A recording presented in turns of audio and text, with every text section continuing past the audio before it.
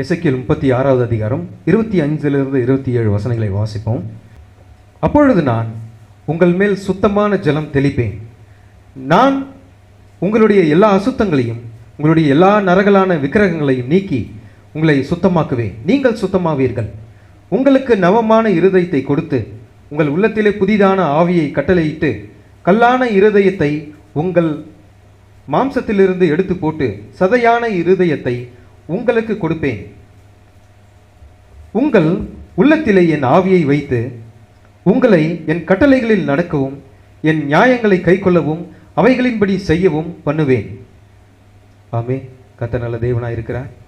அந்த கிறிஸ்துவின் ஆவியானது இன்று என்ன செய்திருக்கிறது? ஜனங்களை கட்டி வைத்திருக்கிறது.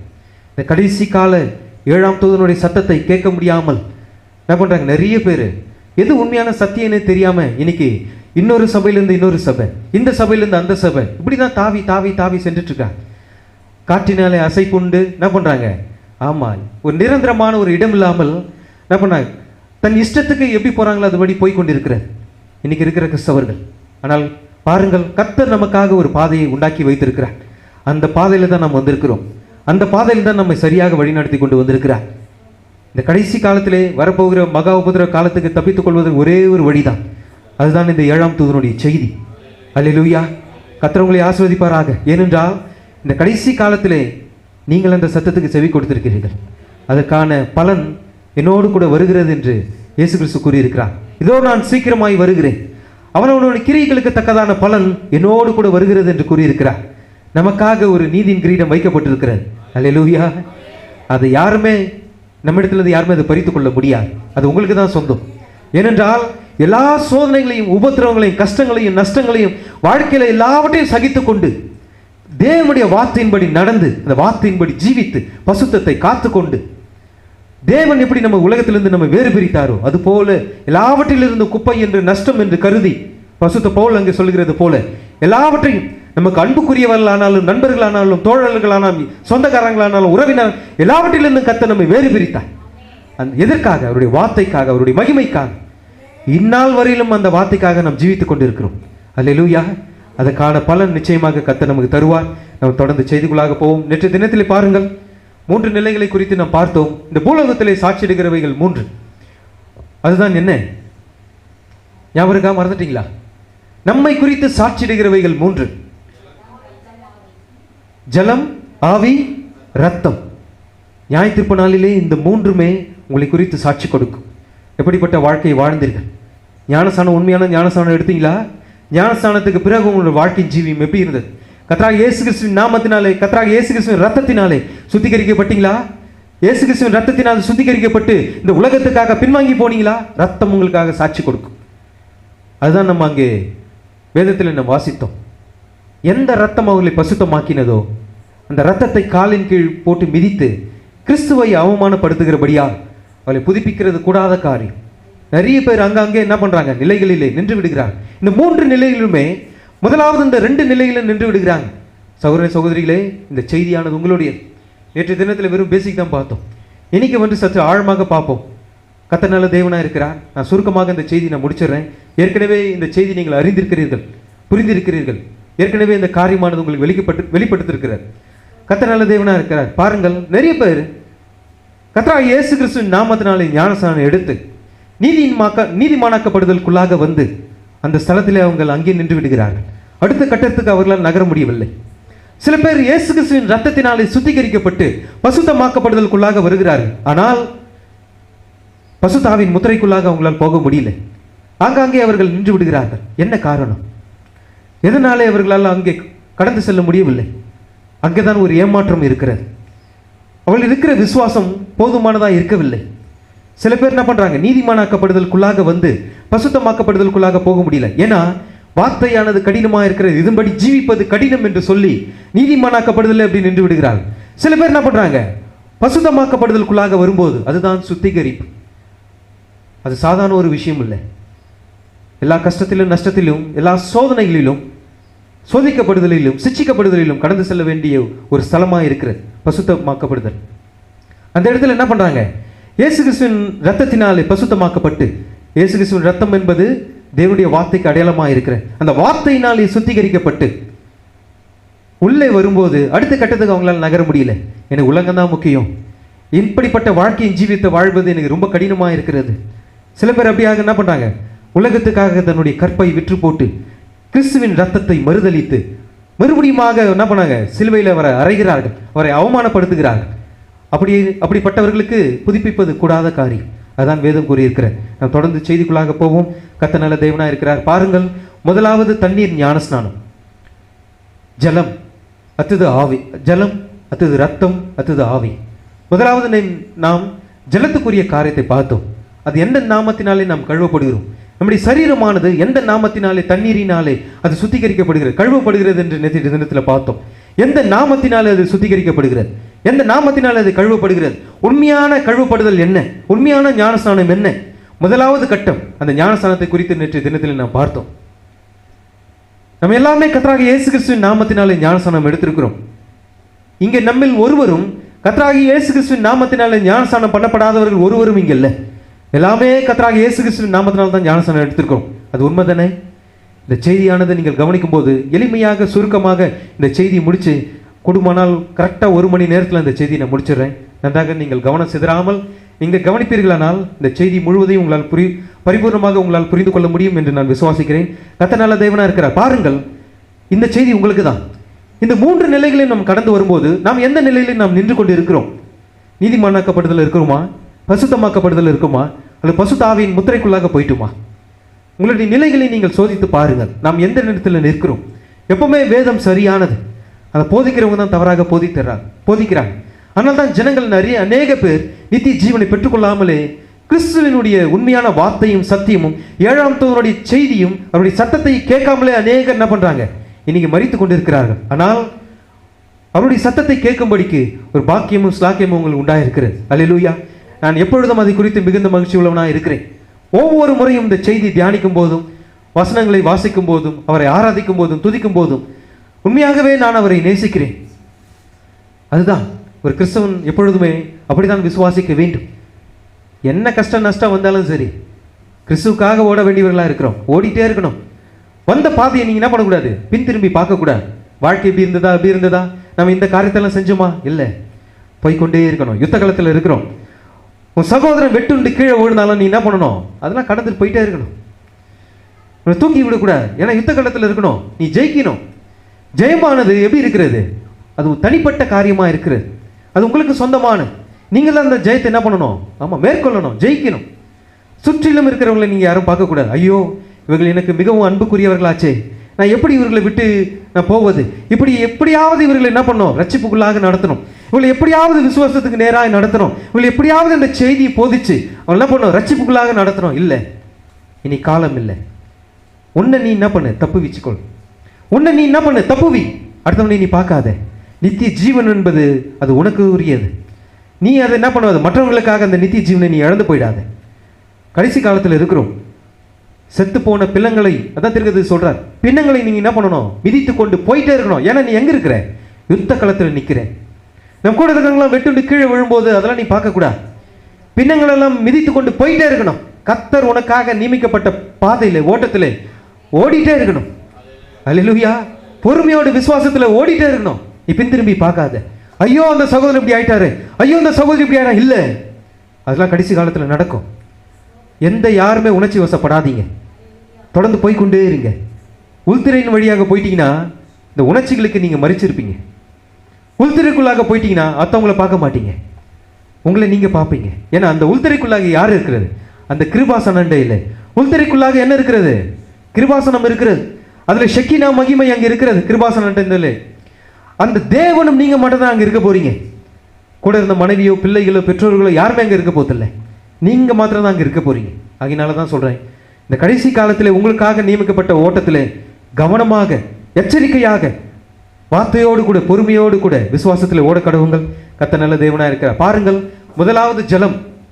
நேற்று தினத்திலே விடப்பட்ட காரியங்கள் எல்லாவற்றையும் நான் இங்கே பரிபூர்ணமாக கூறி இந்த செய்தியை நான் முடிச்சிடுறேன். கர்த்தர் நல்ல தேவனாக இருக்கிறார். பாருங்கள், முதலாவது ஜலத்தினாலே ஞானஸ்நானம். கர்த்தராகிய இயேசு கிறிஸ்துவை சொந்த இரட்சகராக ஏற்றுக்கொண்டு உன்னுடைய பழைய பாவங்களுக்கு, கிரியைகளுக்கு, எல்லாவற்றுக்கும் நீங்க என்ன பண்றீங்க, மரித்து கர்த்தராகிய இயேசு கிறிஸ்துவை சொந்த இரட்சகராக ஏற்றுக்கொண்டு கல்வாரியிலே இயேசு கிறிஸ்து சிந்தின ரத்தத்தின் மேல் அறிக்கை செய்து பிறகு என்ன பண்றீங்க? பாவம் மன்னிப்புக்கென்று கர்த்தராகிய இயேசு கிறிஸ்துவின் நாமத்தினால ஞானஸ்நானம் எடுக்கிறீங்க. கர்த்தராகிய இயேசு கிறிஸ்துவின் நாமத்தினால ஞானஸ்நானம் எடுத்தது பிறகுதான் ஒரு பெரிய ஒரு சவால் இருக்கிறது. ஏனென்றால் கர்த்தராகிய இயேசு கிறிஸ்துவின் நாமத்தினால ஞானஸ்நானம் எடுக்கும்போது ஒரு யுத்தம் உங்களுக்கு அங்கே உண்டாயிருக்கிறது. அது வரைக்கும் உங்களுக்கு யுத்தமே ஸ்டார்ட் ஆகலை. நிறைய பேர் பார்த்தீங்கன்னா ஞானஸ்நானம் எடுத்ததுக்கு அப்புறம் பின்வாங்கி போயிடுவாங்க. கர்த்தராகிய இயேசு கிறிஸ்துவின் நாமத்தினால ஞானஸ்நானம் எடுத்தவங்க பின்வாங்கி போயிடுவாங்க. சில பேர் என்ன பண்ணுவாங்க? போலியாக பாவிப்பார்கள். அப்படி என்றால் பொய்யான ஒரு வாழ்க்கையை வாழ்வாங்க. செய்திக்கு வருவாங்க, இந்த செய்தியில் இருப்பாங்க, சத்தியத்தை கேட்பாங்க. ஆனால் இந்த செய்தி அவங்களுக்கு புரியுதா இல்லையான்னு தெரியாது. ஆனால் அவங்க ஏற்கனவே உலகத்துக்குள்ளாக பின்வாங்கி போயிட்டாங்க. இந்த உலகத்துக்குள்ளாக மறிச்சிருப்பாங்க. 3 வகையான விசுவாசிகள் இருக்கிறாங்கன்னு சொல்லி தீர்க்கதரிசி கூறுகிறார். The 3 kind of believers. நம்ம யாருமே நான் சொல்லலை, நம்ம எல்லாருமே தேவனுடைய வார்த்தையை விசுவாசிக்கிறவங்க தான். அல்லேலூயா. கர்த்தர் நல்ல தேவனா இருக்கிறார். பாருங்கள், ஏற்கனவே என்ன பண்ணிருப்பாங்க? மரித்து போயிருப்பாங்க. ஆனா வெறும் பைபிளை மாத்திரம் எடுத்துட்டு வருவாங்க, பாடல்களை பாடுவாங்க, உற்சாகமா கை தட்டுவாங்க. ஆனா பசுத்தாவின் முத்திரைக்குள்ளாக அவங்களால் செல்ல முடியாது. ஏன்னா ஏற்கனவே அவங்க என்ன பண்ணியிருக்காங்க? மரித்து போயிருக்கிறாங்க. ஆனா நம்ம செய்தியில தான் இருப்பாங்க. அதனால தான் சொல்றேன், அவருடைய கனிகளாலே அவர்களை அறிவீர்கள். இப்படிதான் உங்களால என்ன பண்ண முடியும்? அவர்களை அடையாளம் காண முடியும். ஆனா கர்த்தர் நல்ல தேவனா இருக்கிறார். ஞானஸ்நானத்துக்கு பிறகு நிறைய பேர் என்ன பண்ணுவாங்க? பின்வாங்கி போயிடுவாங்க. அவங்களால நிற்க முடியாது. காரணம் என்ன? ஒரு யுத்தமா அங்கே துவங்குகிறது. நீ எந்த பழைய பாவங்களுக்கு நீ அறிக்கை செய்து அவைகளை விட்டு விட்டு மனம் திரும்பி பாவம் மன்னிப்புக்கு என்று கர்த்தராகிய இயேசு கிறிஸ்து நாமத்தினால ஞானஸ்நானம் விட்ட பிறகு சாத்தான் உங்களை சோதிக்கும்படியாக வருவான்.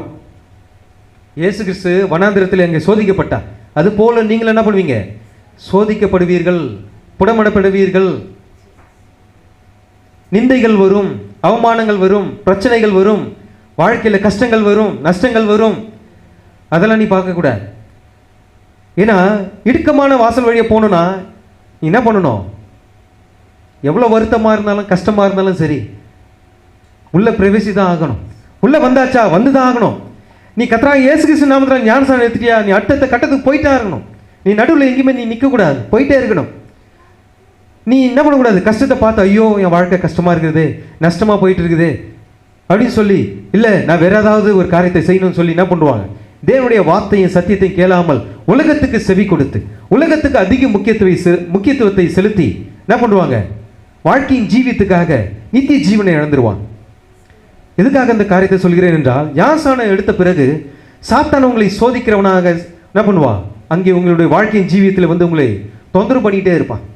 இந்த பாவத்தை செய், இதுக்கு முன்னாடி நீ இப்படி இருந்தியே, இதே பாவத்தை செஞ்சுப்பார், அது ரொம்ப நல்லா இருக்கும், ரொம்ப ஜாலியாக இருக்கும், இந்த காரியத்தை நீ மீண்டுமாக செய்துப்பார். சாத்தான் உங்களை என்ன பண்ணுவான்? அவன் சிந்தையில் வருவான். அதனால தான் சொல்கிறேன், நித்திய ஜீவனை பெற வேண்டும் என்றால், ஆவில் நீங்கள் மீண்டும் பிறக்க வேண்டும் என்றால் உங்களுக்கு நீங்களே மறிக்க வேண்டும். நீங்கள் உன் கிரியைகளுக்கு, உன்னுடைய யோசனைகளுக்கு, உன் எண்ணங்களுக்கு, உன்னுடைய சிந்தைக்கு, உன்னுடைய ஞாபகத்துக்கு, உலக சிநேகத்திற்கு எல்லாவற்றுக்கும் மறிக்கும் போது தான் சாத்தான் கொண்டு வருகிற எந்த காரியங்களானாலும் தோற்று போகும். நீங்கள் ஒருபோதும் அவனுக்கு என்ன பண்ண மாட்டீங்க? செவி கொடுக்க மாட்டீங்க. ஏன்னா கிறிஸ்துவின் சிந்தை உங்களுக்கு இருக்கும். கிறிஸ்துவின் சிந்தை உங்களுக்குள்ளாக வரும்போது உங்களால் பாவமே செய்ய முடியாது. அல்லேலூயா. அது உங்களை வழி நடத்துகிறதா இருக்கிறது. பாருங்கள், ஒரு மனிதன் ஞானஸ்நானம் எடுத்த பிறகுதான் ஒரு யுத்தமே துவங்குகிறது. என்ன மாதிரியான யுத்தம்? ஆவிக்கும் மாம்ச சரீரத்துக்கும் யுத்தம். இதான் உண்மை. நிறைய பேர் நம்ம மத்தியில் ஞானஸ்நானம் எடுத்தவங்களா இன்னைக்கு காணும். நிறைய பேர் பின்வாங்கி போயிட்டாங்க. ஞானஸ்நானம் எடுத்ததோட சரி, அதோடு அப்படியே போயிட்டாங்க. அதுக்கப்புறம் அடுத்த கட்டத்துக்கு அவங்களால நகர முடியல.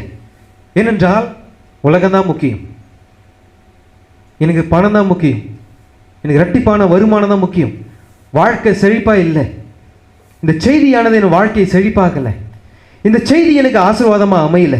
எப்பொழுது இந்த கர்த்தராகிய இயேசு கிறிஸ்து நாமத்தினால் ஞானஸ்நானம் எடுத்தனோ அப்போவே எனக்கு உபத்திரவமாக இருக்குது, வீட்டில் பிரச்சனையாக இருக்குது, சண்டையாக இருக்கிறது, வேலை சரியாக கிடைக்கல, வருமானம் இல்லை, இது இல்லை, அது இல்லை. சகோதரனே, நீ எங்கே நிற்கிற? நித்திய ஜீவனுக்குள்ளே போகணுன்னா இடுக்கமான வாசல் வழியை போய் தான் ஆகணும். நீ வந்துட்ட, எல்லா கஷ்டத்தையும் நஷ்டத்தையும் நீ தாண்டி போகணும். பசுத்த பவுல் கூறுகிறார், எதுவுமே கிறிஸ்துவின் அன்பிலிருந்து பிரிக்க முடியாது என்று. ஆனால் இன்னைக்கு நிறைய பேர் என்ன பண்ணிட்டாங்க? கிறிஸ்துவின் அன்பை விட்டு விட்டு உலகத்துக்காக பின்வாங்கி போயிட்டாங்க. அவளை புதுப்பிப்பது கூடாத காரியம். கர்த்தராகிய இயேசு கிறிஸ்து நாமத்தில் ஞானஸ்நானம் எடுத்திருப்பான். 7ஆம் தூதன் யாருன்னு தெரியும், செய்தி தெரியும், எல்லாமே தெரியும். ஆனால் உலகம்தான் முக்கியம் சொல்லி அதிக முக்கியத்துவத்தை உலகத்துக்கு செலுத்தி தேவனுடைய வார்த்தைகளை விட்டு பின்வாங்கி போயிட்டாங்க. இன்னைக்கு கிறிஸ்து நிறைய பேர் கர்த்தராகிய இயேசு கிறிஸ்து நாமத்தில் ஞானஸ்நானம் எடுத்தாங்க. ஆனால் இன்னைக்கு இங்கே யாருமே இல்லை. அதுதான் காரியமாக இருக்கிறது. ஆனால் பாருங்கள், ஏனென்றால் அந்த யுத்தத்தில் அவர்கள் என்ன பண்ணுறாங்க? தோற்று போகிறார்கள். அது என்ன மாதிரியான யுத்தம்? அங்கே பசுத்த பவுல் கூறுகிறார். நீங்கள் கலாத்தியர் 5ஆம் அதிகாரத்தில் 16-17 வசனங்களை வாசிங்க.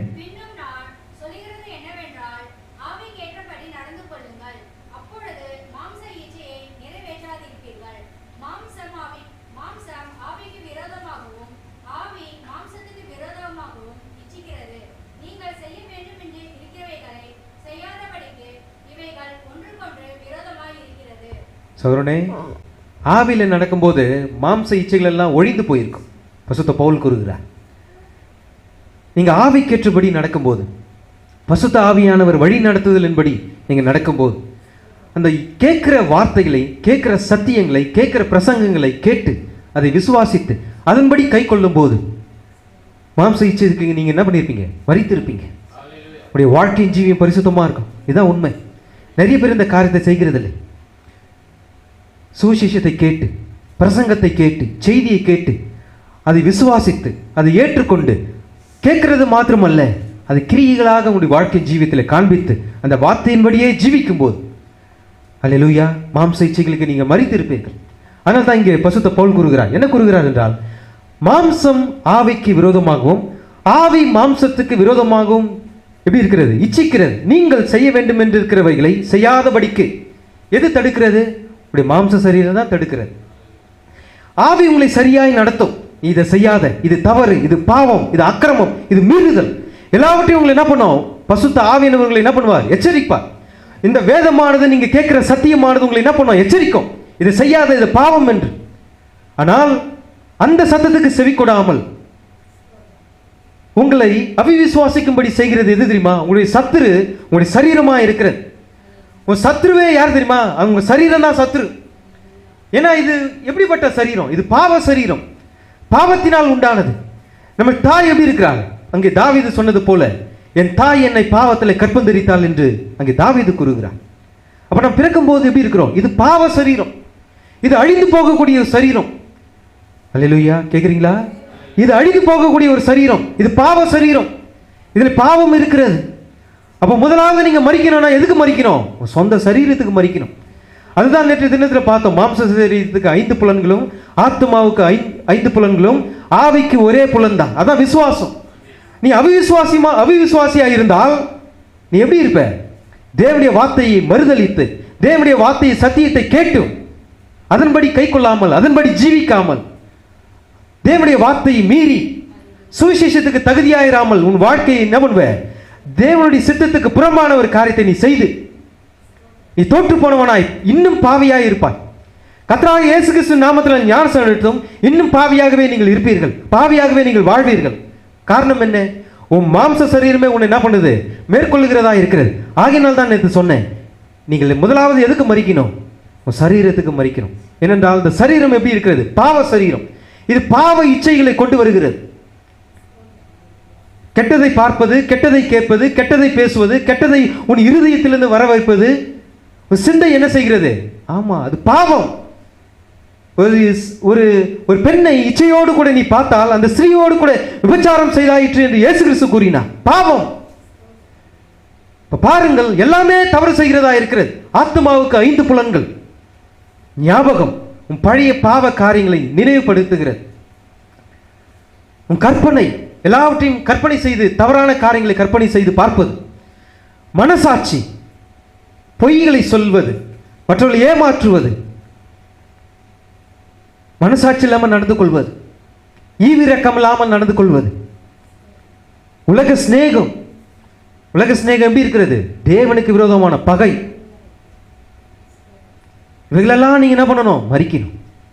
ஆனா ஆவின் நீங்க பெற்றுக்கொள்ளணும். நீங்க முதலாவது நீங்க மறிக்கும் போது தான் உங்களுக்குள்ளாக இருக்கிறது ஆவிக்கு ஒரே புலன், அதான் விசுவாசம். அந்த விசுவாசம் என்ன செய்கிறது? நீங்க எல்லாவற்றையும் என்ன பண்ணுது? மறிக்கும் போது அது எல்லாவற்றையும் கட்டுப்பாட்டுக்குள்ளாக எடுத்துக்கொள்கிறது. உங்களுக்குள்ளாக இருக்கிற விசுவாசம் உங்களுடைய சரீரத்தில் காணப்படுகிற 5 புலன்களையும், ஆத்மாவில் காணப்படுகிற 5 புலன்களையும், உங்களுக்கு ஆவிக்குள்ளாக அந்த ஆவியிலே மறைந்திருக்கிற அந்த விசுவாசம் என்னும் புலனானது எல்லாவற்றையும் என்ன பண்ணுது? கட்டுப்படுத்துகிறது. அப்ப விசுவாசம் கட்டுப்படுத்தும் போது அது என்ன செய்கிறது? உங்களை தவறு செய்ய முடியாது, உங்களால் பாவம் செய்ய முடியாது. உங்களுக்குள்ளாக இருக்கிற விசுவாசம் என்ன பண்ண முடியாது, எப்பொழுதுமே எச்சரிக்கை கொடுத்துக்கிட்டே இருக்கும், இதை செய்யாத. ஏனென்றால் அந்த விசுவாசம் தேவனுடைய வார்த்தையை பற்றி கொள்கிறது. உங்களுக்குள்ளாக இருக்கிற தேவனுடைய விசுவாசம் என்ன பண்ணுது, உறுதியாக தேவனுடைய வார்த்தையை பற்றி கொண்டு எப்பொழுதுமே அது உங்களை என்ன பண்ணுது, நினைவுபடுத்திட்டே இருக்கு. உங்ககிட்ட பேசும்படியாக என்ன பண்ணுது, எப்பொழுதுமே பேசிட்டே இருக்கும். நீ அதை செய்யாத, இது பாவம், நீ அங்கே போகாத, இந்த காரியத்தை செய்யாத, இந்த நபரை நீ சந்திக்காத, இந்த வழியில் போகாத, இவர்களுக்கு நீ செவி கொடுக்காத, இந்த முடிவை நீ எடுக்காத, எல்லாவற்றையும் என்ன பண்ணோம், உன்னுடைய ஆவியானது உங்களுக்காக போதிச்சுட்டே இருக்கும். அப்போ உங்களால் தவறு செய்யவே முடியாது. ஆனால் பாருங்கள், ஆவி மாம்சத்துக்கு விரோதமாகவும் மாம்சம் ஆவிக்கு விரோதமாய் போர் செய்கிறதா இருக்கிறது. இது எப்பொழுது சம்பவிக்கிறது? கர்த்தராகிய இயேசு கிறிஸ்து நாமத்தினாலே வார்த்தை என்னும் தண்ணீரினாலே நீங்கள் கழுவப்பட்ட பிறகு, உன் சரீரமானது வார்த்தை என்னும் தண்ணீரினாலே கழுவப்பட்ட பிறகு இந்த யுத்தமானது துவங்குகிறது. உன் சரீரம் சொல்லிட்டே இருக்கும், நீ பாத்தியா இயேசு கிறிஸ்து நாமத்தில் ஞானசானத்தியே, வாழ்க்கையில் எவ்வளோ கஷ்டம் பார், வாழ்க்கையில் எவ்வளோ வியாதியை பார், நீ படுத்த படுக்கையாக இருக்கிற பார், உன் பாரு எத்தனை பேர் உன்னை என்ன பண்ண கேலி கிண்டல் செய்கிறாங்க பார், நீ இப்படிலாம் சொன்னியே, இதான் உண்மையான சத்தியம் சொன்னியே பார், உன் மாம்சமே இந்த சரீரமே உங்களுக்கு விரோதமாக இருக்கும். ஆனால் ஆவி உங்களுக்கு எச்சரிக்கை கொடுத்துட்டே இருக்கும். நீ இந்த சத்தத்துக்கு நீ செவி கொடுக்காத, விசுவாசத்தில் நட. வாழ்க்கை எப்பவுமே கடினமாக தான் இருக்கும். கிறிஸ்துவுக்காக வாழ். கிறிஸ்து எப்படி பேசினார் அது போல பேசு. கிறிஸ்துவை போல பசுத்தமாக வாழ். உன் ஜீவியத்தை பசுத்தத்தோடு காத்துக்கொள். தேவனுடைய வார்த்தை இப்படியாக கூறியிருக்கிறது, அந்த வார்த்தையின்படி நீ நட. மற்றவர்களை நீ பார்க்காத, மற்றவர்கள் ஆலோசனையை நீ கேட்காத, வார்த்தையின் சத்தியத்தின்படி நீ நட. ஆவி உங்களுக்கு போதிச்சுட்டே இருக்கும். அப்போ நீங்கள் முதலாவது நீங்கள் என்ன செய்யணும், மாம்ச சரீரத்துக்கு மறிக்கணும். மாம்ச சரீரத்துக்கு மறிக்கணும். இது நீங்கள் மாம்சமாக புரிஞ்சிக்காதீங்க, நான் ஆவியின்படி நான் பேசி கொண்டிருக்கிறேன். மாம்சத்துக்கு மறிக்கணும்னா ஏதோ ஒரு விஷம் குடித்து செத்துணுமா, இல்லை தூக்கு மருந்து என்ன என்ன தூக்கு மாட்டி என்ன செத்துணுமா, இல்லை பூச்சி மருந்து என்ன சாப்பிட்டு செத்துணுமா? இல்லை, இது உலகத்துக்குரியவர்கள். நீங்கள் அந்த மாதிரி பண்ண ஒரு தற்கொலையை தூண்டுகிற ஒரு ஆவிகள், நான் அதை குறித்து நான் பேசலை, அது மாம்சத்துக்கு விரோதமாக இருக்கிறது. ஆனால் நான் பேசி கொண்டிருக்கிறது ஆவிக்குரிய காரியங்கள். மாம்சத்துக்கு நீங்கள் மறிக்க வேண்டும் என்றால் உன்னுடைய 5 புலன்கள், ஆத்மாவில் காணப்படுகிற 5 புலன்கள், உன்னுடைய அவிவிசுவாசம், உன்னுடைய சந்தேகம், எல்லாவற்றுக்கும் நீங்கள் மறிக்க. அல்லேலூயா. எப்பவுமே வாழ்க்கையில் ஒரு குழப்பமான ஒரு சூழ்நிலையை நீங்கள் சந்திக்கும் போது நம்ம என்ன செய்யலாம், யார் இடத்துல போகலாம், யாருடைய ஆலோசனையை நம்ம கேட்கலாம், எதையுமே நீங்கள் இது பண்ணாதீங்க. ஜெபத்தில் தரித்து நில்லுங்கள். நீங்கள் பெற்றிருக்கிற ஆவி உங்களை வழி நடத்தும். எதை பேச வேண்டும் என்று, எதை செய்ய வேண்டும் என்று எல்லாவற்றையும் உங்களுக்கு போதிக்கிறது தான் பசுத்த ஆவியினர் இங்கே இருக்கிறார். அல்லேலூயா. அப்போ உங்களால் தவறு செய்ய முடியாது.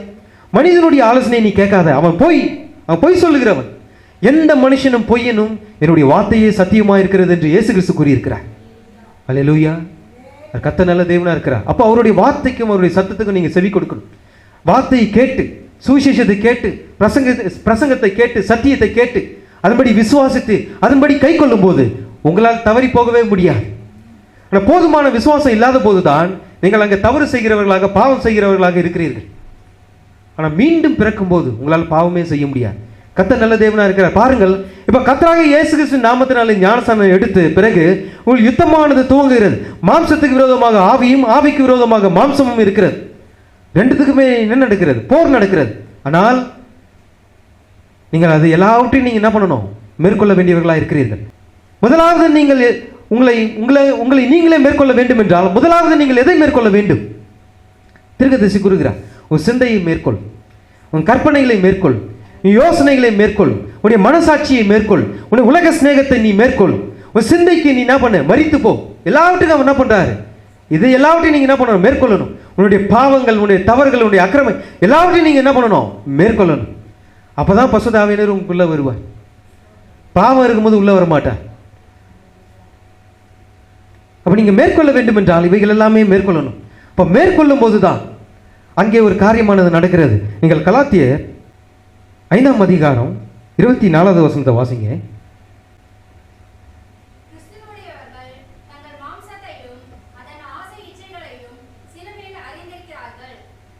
இப்போ பாருங்கள், இந்த வசனத்தை நல்லா கவனிங்க. கிறிஸ்துவினுடையவர்கள் தங்கள் மாம்சத்தையும் அதன் ஆசை இச்சைகளையும் சிலுவையில் அறைந்திருக்கிறார்கள். சகோதரனே, ஒரு மனிதன் இயேசு கிறிஸ்துவை சொந்த இரட்சகராக ஏற்றுக்கொண்ட பிறகு அவன் எப்பொழுது கிறிஸ்தவனாக மாறுகிறான்? கர்த்தராகிய இயேசு கிறிஸ்து நாமத்தில் ஞானஸ்நானம் எடுக்கிறாங்க. கர்த்தராகிய இயேசு கிறிஸ்து நாமத்தினால ஞானஸ்நானம் எடுத்து சொந்த இரட்சகராக ஏற்றுக்கொண்ட பிறகு அவன் கிறிஸ்தவனா பார்த்தீங்கன்னா கிடையாது. வித்தியாசமா இருக்குதா?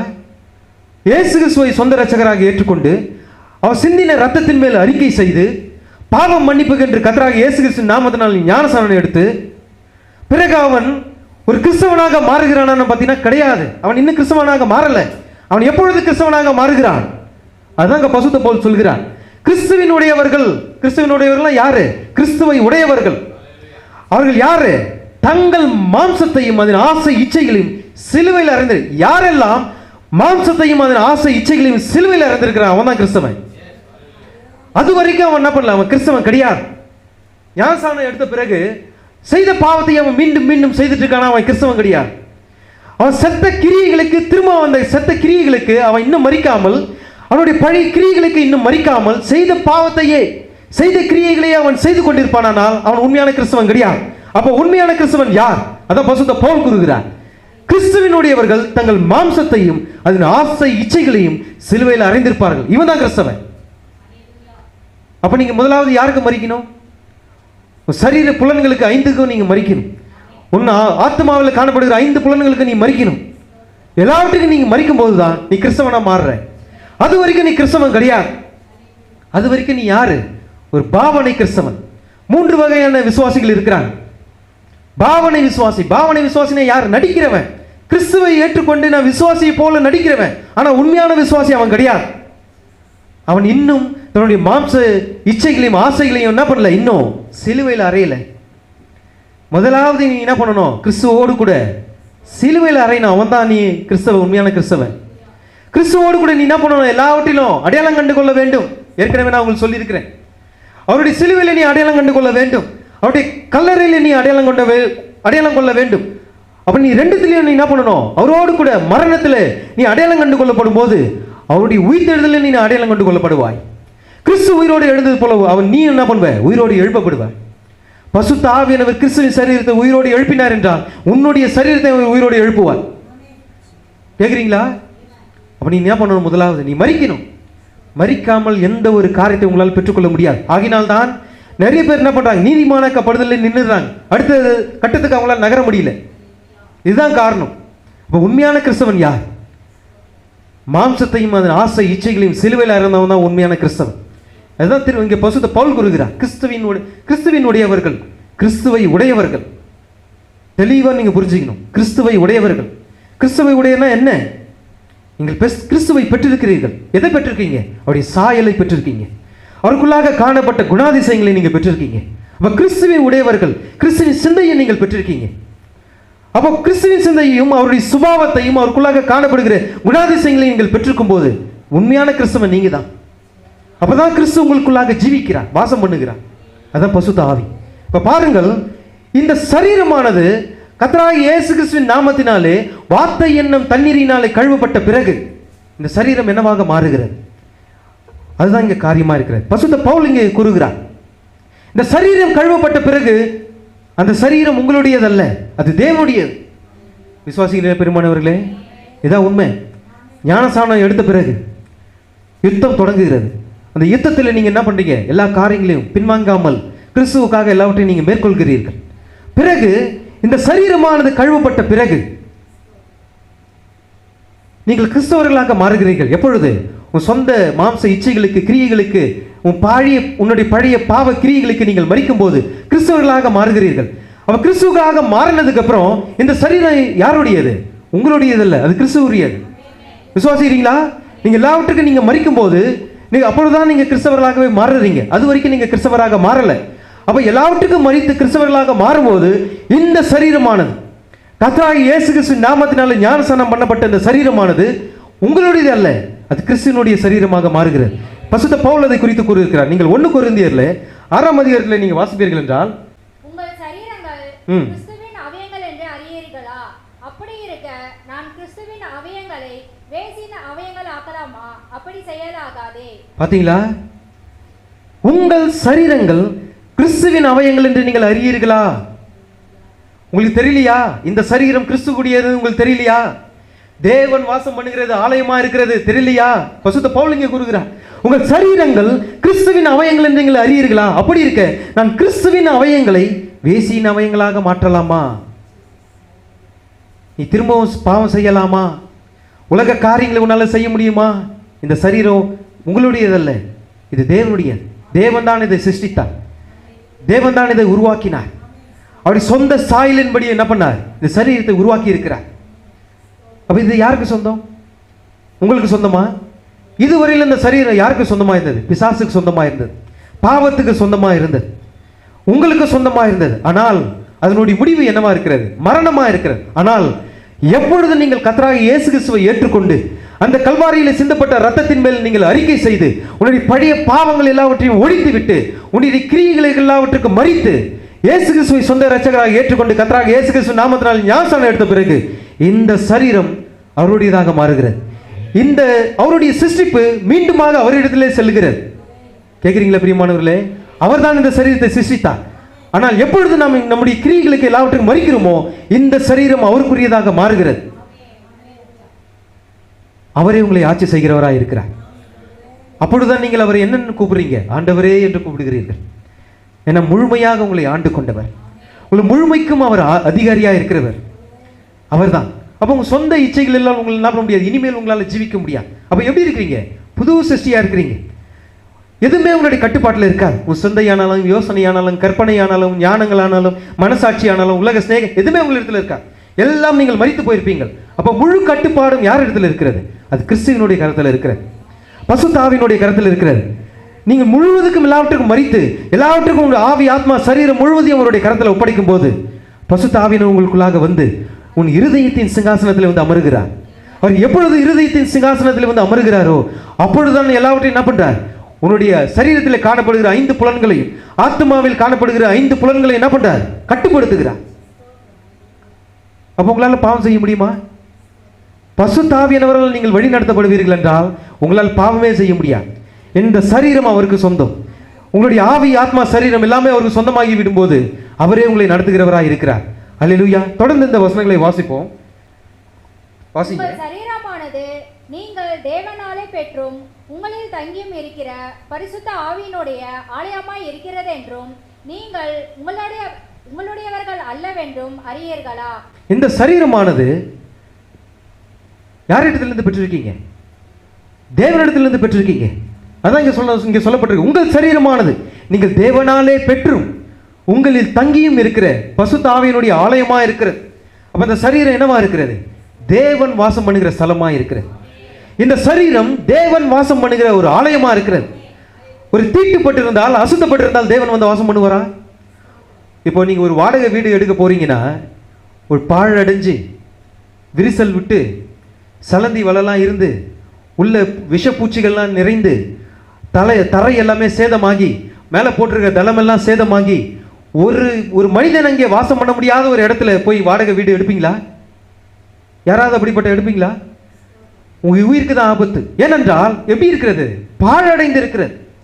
அப்படித்தான் ஒரு பாவியினுடைய இருதயமும் அப்படிதான் இருக்கிறது. ஆனால் பாவம் அது எப்படி இருக்கிறது? பாழடைந்து பழுதடைந்து சேதம் அடைந்து ஒருவரும் வாசம் பண்ணக்கூடாத அளவுக்கு மோசமா இருக்கிறது. அப்படிப்பட்ட இருதயத்தில் தேவன் வந்து வாசம் பண்ணுவாரா? வாசம் பண்ண மாட்டார். இப்போ வீடு வாங்குறீங்கன்னா அந்த மாதிரி வீடா வாங்குவீங்க?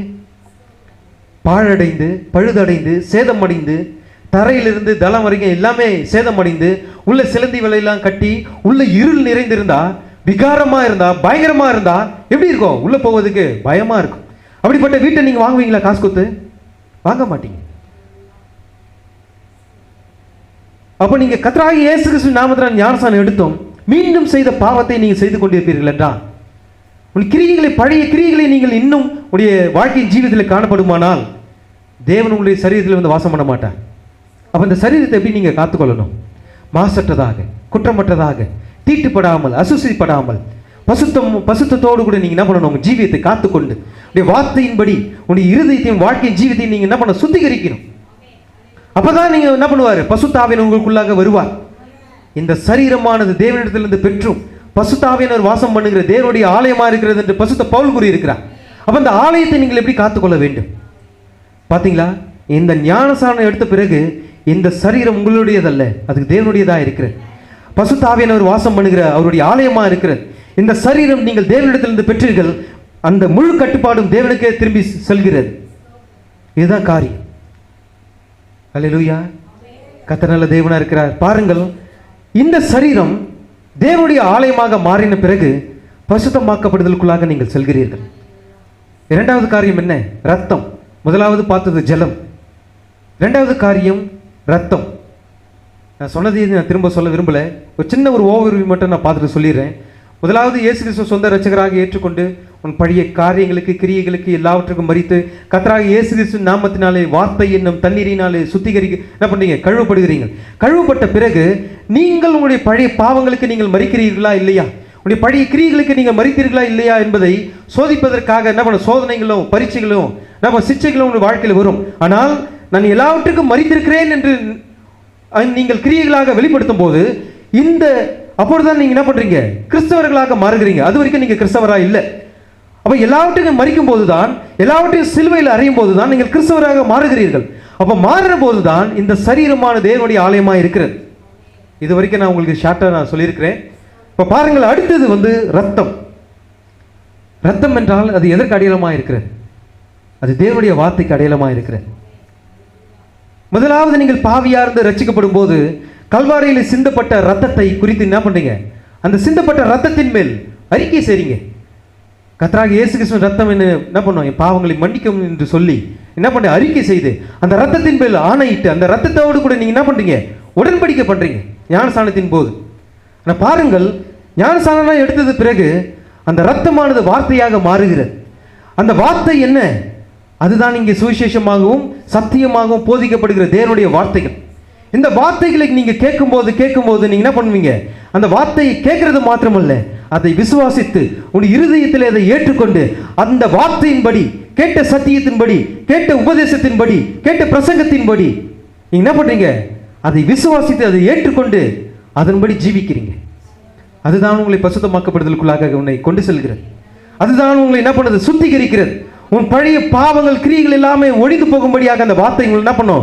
சுத்திகரித்து கொண்டே இருக்கும், உன்னிடத்தில் பேசிக்கொண்டே இருக்கும். அதனால தான் பரிசுத்த ஆவியானவர் இருக்கிறார். எதற்காக? உன் பாவங்களை குறித்தும் நீதியை குறித்தும் நியாய தீர்ப்பை குறித்தும் கண்டித்து உணர்த்திச்சுட்டே இருப்பார். அப்படி உங்களை கண்டிக்கிறதா? அதுக்கு என்ன காரணம்? இன்னும் உங்களை பரிசுத்தமாக்குகிறார் என்ற அர்த்தம். இன்னும் உங்களிடத்தில் அந்த பாவம் இருக்கிறதா? வார்த்தைகள் இங்கே பலிபீடத்திலிருந்து புறப்படும் போது அந்த வார்த்தை உங்களுடைய இருதயத்தை குத்துதா? அப்ப அந்த வார்த்தை உன்னை என்ன செய்கிறது? இன்னும் உங்களை அதிகமாய் பரிசுத்தமாக்குகிறது. அந்த வார்த்தையை நீங்க கேட்கணும். இது என்ன என்னையே குற்றப்படுத்தி சொல்ற மாதிரி இருக்கிறேன்னு சொல்லி ஏந்து போயிடக்கூடாது. அப்படிப்பட்டவங்க பரிசுத்தமாக்கப்படுவதற்குள்ளாக வர முடியாது. சத்தியம் எதுக்காக வருகிறது? நீ தவறு செய்யும் போது, நீ பாவம் செய்யும் போது இந்த வார்த்தையானது உன்னை குத்தும். எப்படி குத்தும்? பரிசுத்த ஆவியானவருக்கு தெரியும் யார் பாவம் செஞ்சிருக்கிறா, யார் பாவம் செய்யலன்னு. மனுஷனுக்கு தெரியாது. இந்த பலிபீடத்தில் நின்று போதிக்கிறவங்களுக்கு தெரியாது. ஆனால் அவள் பெற்றிருக்கிற ஆவியானது அவர்களை போதிக்கும். அவள் பெற்றிருக்கிற ஆவியான அந்த காரியத்தை வெளிப்படுத்தும். அப்பொழுது உங்களுடைய இருதயமானது என்ன பண்ணும்? குத்தும். ஏன் இருதயம் குத்துதா? உனத்துல ஏதோ ஒரு ரகசிய பாவம் இருக்கிறது, அறிக்கை செய்யப்படாத ஒரு பாவம் இருக்கிறது. அதனால தான் உன் இருதயத்தை குத்துது. அப்ப நீங்க என்ன பண்ணக்கூடாது? கேட்டு பின்வாங்கி போயிடக்கூடாது. நீ கேட்டு பின்வாங்கி போயிட்டா பரிசுத்தமாக்கப்பட முடியாது. வார்த்தை வருதா, சத்தியம் வருதா, அதை கேட்டு விசுவாசித்து அதன்படி நீ என்ன பண்ண? உன்னை நீயே திருத்தி கொண்டு அடுத்த சோதனை வரும்போது, அடுத்த சிக்ஷை வரும்போது, அடுத்த பரீட்சை வரும்போது நீ என்ன பண்ண? அந்த காரியத்தை நீ மேற்கொள். எந்த காரியத்தில் எந்த சோதனையில் நீ தோற்று போனே அதே சோதனை வேறு ஒரு வழியாக வரும். அந்த வழியில் நீ என்ன பண்ண? அதை நீ மேற்கொள்ளணும், அதை நீ ஜெயிக்கணும். வார்த்தை ஏற்கனவே உன்னை போதிச்சிருக்கோம், அதை நீ விசுவாசிச்சிருப்ப. ஆனால் அந்த சோதனை, எந்த சோதனை நீ தோற்று போனையோ அதே சோதனை வேறு வழியாக உன் வரும்போது எந்த வார்த்தையை சுவிசேஷத்தை நீ கேட்டாயோ அந்த சுவிசேஷத்தை வச்சு நீ அடிக்கணும், சுவிசேஷத்தை வச்சு நீ மேற்கொள்ளணும். ஏன்னா சுவிசேஷம் தான் என்ன பண்ணும்? ஆத்மாக்களுடைய இருதயத்தை பசுத்தமாக்கும். தீர்க்கதரிசி கூறுகிறார், காஸ்பல் மெசேஜ் சுவிசேஷம் தான் என்ன செய்யுமா? ஆத்மாக்களை தேவனுடைய ஆலயத்தை கொண்டு வருவதும் அவருடைய இருதயத்தை கவர்ந்து இழுப்பதும். அந்த சுவிசேஷம் தான் அவருடைய இருதயத்தை தேவனுக்கு நேராக திருப்புகிறதா இருக்கிறது. எது? சுவிசேஷம். பிறகு அந்த சுவிசேஷத்தை கேட்டு ரட்சிக்கப்பட்டு மனம் திரும்பி பாவம் மன்னிப்பு என்று கர்த்தராகிய இயேசு கிறிஸ்து நாமத்தினாலே ஞானஸ்நானம் பண்ணப்பட்டு உன் பாவங்கள் எல்லாமே கழுவப்படும் போது அப்பதான் ஒரு செய்தி உங்களுக்கு வருகிறது. அது விசுவாசிக்கேற்ற செய்தி. ஆடுகளுக்கான போஜனம் அப்பதான் வருகிறது. அப்ப சுவிசேஷமானது எதற்கு இருக்கிறது? உங்களை பசுத்தமாக்குவதற்காக இருக்கிறது. உங்களை ஆயத்தப்படுத்துவதற்காக இருக்கிறது. உன் நிலைமையை உணர்த்துவதற்காக இருக்கிறது. நீ செய்கிற பாவத்தை கண்டிப்பதற்காக இருக்கிறது. அதுதான் சுவிசேஷம். உங்களுடைய இருதயத்தை தேவனுக்கு நேராக திருப்பதுதான் சுவிசேஷம். உடைய விசுவாசத்தை தேவனுக்கு நேராக திருப்பதுதான் சுவிசேஷம். இந்த சத்தியத்தை நீ கேட்க மறுத்தால், இந்த சுவிசேஷத்தை, இந்த சத்தியத்தை நீ ஏற்க மறுத்தால் நியாய தீர்ப்பு தான். இந்த 3 காரியங்களை உன்னை குறித்து நியாயந்திருக்கும். எது நியாயந்திருக்கும்? ஆவி, ஜலம், ரத்தம், 3மே. நீ பசுத்த ஆவியை பெறாமல் நீ மரித்திருக்கலாம், ஆனால் ஆவி உங்களை குறித்து சாட்சி கொடுக்கும். ஏனென்றால் நீ வாழ்ந்தது எந்த நாட்களில்? பசுத்தாவின் காலத்தில் நீ வாழ்ந்த. பசுத்தாவின் காலத்தில் நீ வாழ்ந்த. அந்த பசுத்தாவினர் வந்து உன்னை குறித்து சாட்சி கொடுப்பார். நீ ரத்தத்தினாலே பசுத்தமாக்கப்பட்ட பின்பு நீ பசுத்தாவியை பெறாமல் நீ மரிச்ச. எதனால நீ பசுத்தமாக்கப்பட்ட? இயேசு கிறிஸ்துவின் சிந்தப்பட்ட ரத்தத்தினால நீ பரிசுத்தமாக்கப்பட்ட. அந்த ரத்தம் உன்னை குறித்து குற்றப்படுத்தும், சாட்சி கொடுக்கும். தப்பிக்க முடியாது. ஞானசானம் எடுத்து உலகத்துக்காக நீ பின்வாங்கி போயிருப்ப. ஆனால் நியாயத்தீர்ப்பு நாளிலே நீ பெற்ற ஞானசானம் ஏரியில் ஏத்தியா, அந்த ஏரியில் இருக்கிற தண்ணி உன்னை வந்து என்ன பண்ணும்? சாட்சி கொடுக்கும். தொட்டில் ஏத்தியா, தொட்டில் இருக்கிற தண்ணி வந்து அன்னைக்கு வந்து சாட்சி கொடுக்கும். தப்பிக்கவே முடியாது. தான் நியாயத்தீர்ப்பு. எந்த ஒரு மனிதனும் யாருமே தப்பிக்க முடியாது. ஏன்னா உலகத்தில் உங்களை குறித்து, பூமியில உங்களை குறித்து சாட்சி கொடுக்கிறது 3. ஜலம், ஞானசானம் ஏத்தியா, ஜலம் உன்னை வந்து குற்றப்படுத்தும், சாட்சி கொடுக்கும். நீ இயேசு கிறிஸ்துவின் ரத்தத்தினால பரிசுத்தமாக்கப்பட்டியா, அந்த ரத்தம் உங்களை குறித்து சாட்சி கொடுக்கும். பசுத்த ஆவியை நீ பெறாமல் நீ மரித்தியா, அந்த ஆவி உன்னை வந்து என்ன பண்ண? குற்றப்படுத்தும். பசுத்த ஆவியை பெற்று உலகத்துக்காக உன்னை விட்டு நீ என்ன பண்ண? பசுத்த ஆவியை விட்டு பின்வாங்கி போனியா, அந்த ஆவி உன்னை வந்து சாட்சி கொடுக்கும். அப்போ ஒரு மனுஷன் தப்பிக்கிறதுக்கு ஏன்னா வழி இருக்கிறதா? வழியே கிடையாது. ஏன்னா 3மே இருக்கிறது. எப்பவுமே 3 என்பது பரிபூர்ணமான ஒரு எண். அப்போ ஒரு மனுஷன் தப்பிக்க முடியுமா? நியாயத்தீர்ப்பு நாள்ல தப்பிக்கவே முடியாது. ஆகினால் தான் மிகுந்த எச்சரிக்கை உள்ளவர்களாக விசுவாசியாகிய நாம்கள் தேவனுடைய வார்த்தையிலே நம் நிலைத்திருக்க வேண்டியவர்களாக இருக்கிறோம். வார்த்தையின்படி ஜீவிக்க வேண்டியவர்களாக இருக்கிறோம். பாருங்கள், அந்த இயேசு கிறிஸ்துவின் ரத்தம் அது தேவனுடைய வார்த்தைக்கு அடையாளமா இருக்கிறது. அந்த வார்த்தை எப்படி உங்களை பரிசுத்தமாக்குகிறது? அதுதான் உங்களுக்கு சொன்னேன். இங்கே கேட்கிற சத்தியம், கேட்கிற சுவிசேஷம், அந்த வார்த்தையை கேட்டு அதை ஏற்றுக்கொண்டு, ஆம் இந்த வார்த்தை எனக்கு சொந்தம், பசுத்த ஆவியானவர் பேசின அந்த செய்தி எனக்கு சொந்தம், நான் அதை பெற்றுக்கொண்டேன். அதில் நீங்க என்ன பண்ணக்கூடாது? சந்தேகப்படக்கூடாது. நீங்க என்ன பண்ணக்கூடாது? அதை அவிவிசுவாசிக்க கூடாது. இது என்னுடைய வார்த்தை, இது எனக்காக பசுத்த ஆவியானவர் வெளிப்படுத்தி இருக்கிறார். நான் இதை அப்போ உங்களுடைய காரியம் என்ன? பசுத்த ஆவியானவர் எதை வெளிப்படுத்துகிறாரோ அதை நீ உறுதியாக பற்றிக் கொள்ளணும். இதான் உங்களுடைய காரியம். நீங்கள் சந்தேகிக்கவோ அவிவிசுவாசிக்கவோ கூடாது. அது பரிபூர்ணமாக நீங்கள் பெற்று அதன்படி நீங்கள் வாழ்ந்து அதன்படி நீங்கள் ஜீவிக்க வேண்டியவர்களாக இருக்கிறீர்கள். அதன்படி வாழ்க்கையின் ஜீவியத்தில் கிரியை செய்ய வேண்டியவர்களாக இருக்கிறீர்கள். அப்போதான் உங்களால் ஜெயிக்க முடியும். அப்போதான் எல்லா காரியங்களும் உங்களால் மேற்கொள்ள முடியும். அப்போ நீங்கள் கேட்குற சத்தியம் தான் உங்களை என்ன பண்ணுகிறது? ஆமாம், பசுத்தப்படுத்துகிறது. சில பேர் என்ன பண்ணுவாங்க? இந்த சத்தியத்தை இந்த காதில் கேட்டு இந்த காதில் விட்டு போயிடுவாங்க. அப்போ அந்த சத்தியம் அவங்களை என்ன பண்ணாது? பசுத்தமாக்காது. இப்போ வார்த்தை எப்படி உங்களை பசுத்தமாக்கும்? எப்படி பசுத்தமாக்கும்? நீ செய்தியை கேட்டு கேட்காம போனா, செய்தி இந்த காதில் வாங்கி இந்த காதில் விட்டு போனா, எப்படி அது இந்த வார்த்தை உங்களுக்கு பசுத்தமாக்கும்? நீ அந்த வார்த்தையை நீ மறந்து போனா அது எப்படி உனக்கு போதிக்கும்? உன் இருதயத்தின் பலகையில் நீ அதை என்ன பண்ண? எழுதி வைத்துக்கொள் என்று வேதம் கூறி இருக்கிறது. உன் இருதயத்தின் பலகையில் நீ என்ன பண்ணணும்? எழுதி வைத்துக் கொள்ளணும். கர்த்தர் நல்ல தேவனா இருக்கிற. பாருங்கள், இந்த ரத்தமானது, அதாவது இந்த வார்த்தையானது, இந்த சத்தியமானது, இந்த செய்தியானது உங்களை என்ன பண்ணுகிறது? உன் இருதயத்தை பரிசுத்தமாக்குகிறது. ஒரு தண்ணி தொட்டியை பாருங்க. வீட்டில் ஒரு குடிக்கிற தண்ணி தொட்டியை ஊற்றி வைக்கிறேன்னா அது ஒரு வருஷமா நீங்க பயன்படுத்தாம விட்டுட்டு அதில் என்ன பண்ணோம்? ஒரு வருஷம் பயன்படுத்தலைன்னா பாசை பிடிச்சி அந்த அழுக்கு தண்ணியில் அந்த நீட்டாக ஒரு தட்டைப்பூச்சி மாதிரி இருக்கும். அதுலேருந்து கொசுக்கள்லாம் வரும். கொசுக்கள் வந்து வியாதியை கொண்டு வரும். அப்போ அந்த தட்டைப்பூச்சிங்களை என்ன பண்ணோம்? அந்த தண்ணி பயன்படுத்தாத அந்த தொட்டியில் தேங்கி இருக்கிற தண்ணியில் அந்த பூச்சிகள்லாம் வளர்ந்து கொசுக்கள் முட்டை போடும். அதனால வியாதி வரும். அந்த தொட்டி எப்படி இருக்கும்? பாசை பிடிச்சி கருப்பாக இருக்கும். அதில் சிலந்திகள்லாம் ஒரு பக்கம் கூண்டு கட்டி இருக்கும். அதில் யாராவது குடிக்கிற தண்ணி ஊற்றி குடிக்க முடியுமா? யாராவது குடிக்கிற தண்ணி அதில் ஊற்றி அல்லது மொண்டு குடிக்க முடியுமா? அல்லது குடிக்கிற தண்ணியை அதில் ஊற்றி சேமித்து வைக்க முடியுமா? சேமித்து வைக்க முடியாது. அப்போ நீங்கள் என்ன பண்ணுவீங்க? அந்த தண்ணி தொட்டியை ப்ளீச்சிங் பவுடர் போட்டு நல்லா நீங்கள் தேய்ச்சி நல்லா 2-3 தடவை என்ன பண்ணுவீங்க? தேய்ச்சி நல்லா கழுவி பரிசுத்தமாக்கி சுத்தமாக்கி பிறகு என்ன பண்ணுவீங்க? குடிக்கிறதுக்காக தண்ணி ஊற்றி வைப்பீங்க. சரிதானே? அதுபோல தான் நம்முடைய வாழ்க்கையின் ஜீவியம். இந்த ஜீவியமானது, இந்த வாழ்க்கையானது, இருதயமானது ஒரு தண்ணி தொட்டிக்கு அடையாளமாக இருக்கிற அல்லேலூயா. கேட்குறீங்களா? இதில் சிலந்தி படிஞ்சு பாசை பிடிச்சி கரையோட இருள் நிறைந்த ஒரு இருதயத்தோடு கூட இருக்குமானால் பசுத்தாவியினர் வந்து வாசம் பண்ண மாட்டார். அதை சுத்திகரிப்பதற்காக தான் சுவிசேஷமும் தேவனுடைய வார்த்தையும் இங்கே பிரசங்கிக்கப்படுகிறது. அந்த வார்த்தையானது உங்களை என்ன பண்ணுகிறது? ஒரு இருதயத்தை பரிசுத்தமாக்குகிறது, உங்களை சுத்திகரிக்கிறது. அப்போ அந்த இருதயமானது சுத்திகரிக்கப்பட்ட பிறகு ஒரு தண்ணீரானது என்ன பண்ணுது? ஊற்றப்படுகிறது. அதுதான் ஜீவ தண்ணீர். உங்கள் தொட்டிக்குள்ள என்ன ஊற்றப்படுகிறது? ஜீவ தண்ணீர். அதுதான் பசுத்த ஆவி. அந்த பசுத்த ஆவி உங்கள் தொட்டிக்குள்ளாக ஊற்றப்படுகிறார். அப்போ வார்த்தையானது பசுத்தாவியானது உங்கள் தொட்டிக்குள்ளாக, அந்த பசுத்தாவியானவர் உடைய இருதயத்துக்குள்ளாக ஊற்றப்படுவதற்கு முன்பாக முதலாவது சுத்திகரிப்பு அவசியமாக இருக்கிறது, பசுத்தமாக்கப்படுதல் அவசியமாக இருக்கிறது. அப்போ அந்த வார்த்தை என்ன செய்கிறது? உடைய இருதயத்தை சுத்திகரித்து கொண்டே இருக்கிறது. நீங்க கேட்கிற ஒவ்வொரு முறையும் பிரசங்கிக்கப்படுகிற செய்தி கேட்டு கேட்டு கேட்டு கேட்டு வார்த்தை கேட்டு கேட்டு கேட்டு அதன்படி நீங்க என்ன பண்ணீங்க? கை கொண்டு அதன்படி கிரியைகளாக நீ காண்பிக்கும் போது உன் இருதயம் பரிசுத்தத்தின் மேல் பரிசுத்தம், பரிசுத்தத்தின் மேல் பரிசுத்தம், பரிசுத்தம் அடைந்து கொண்டே இருக்கிறது. பசுத்த ஆவியானவர் உங்களுக்குள்ளாக வந்து வாசம் பண்ணக்கூடிய அளவுக்கு பரிசுத்தத்தின் மேல் பரிசுத்தம் ஆகி கொண்டே இருக்கிறது. நீங்க கேட்கிற ஒவ்வொரு சத்தியம் உங்களை பரிசுத்தமாக்கி கொண்டே இருக்கிறது.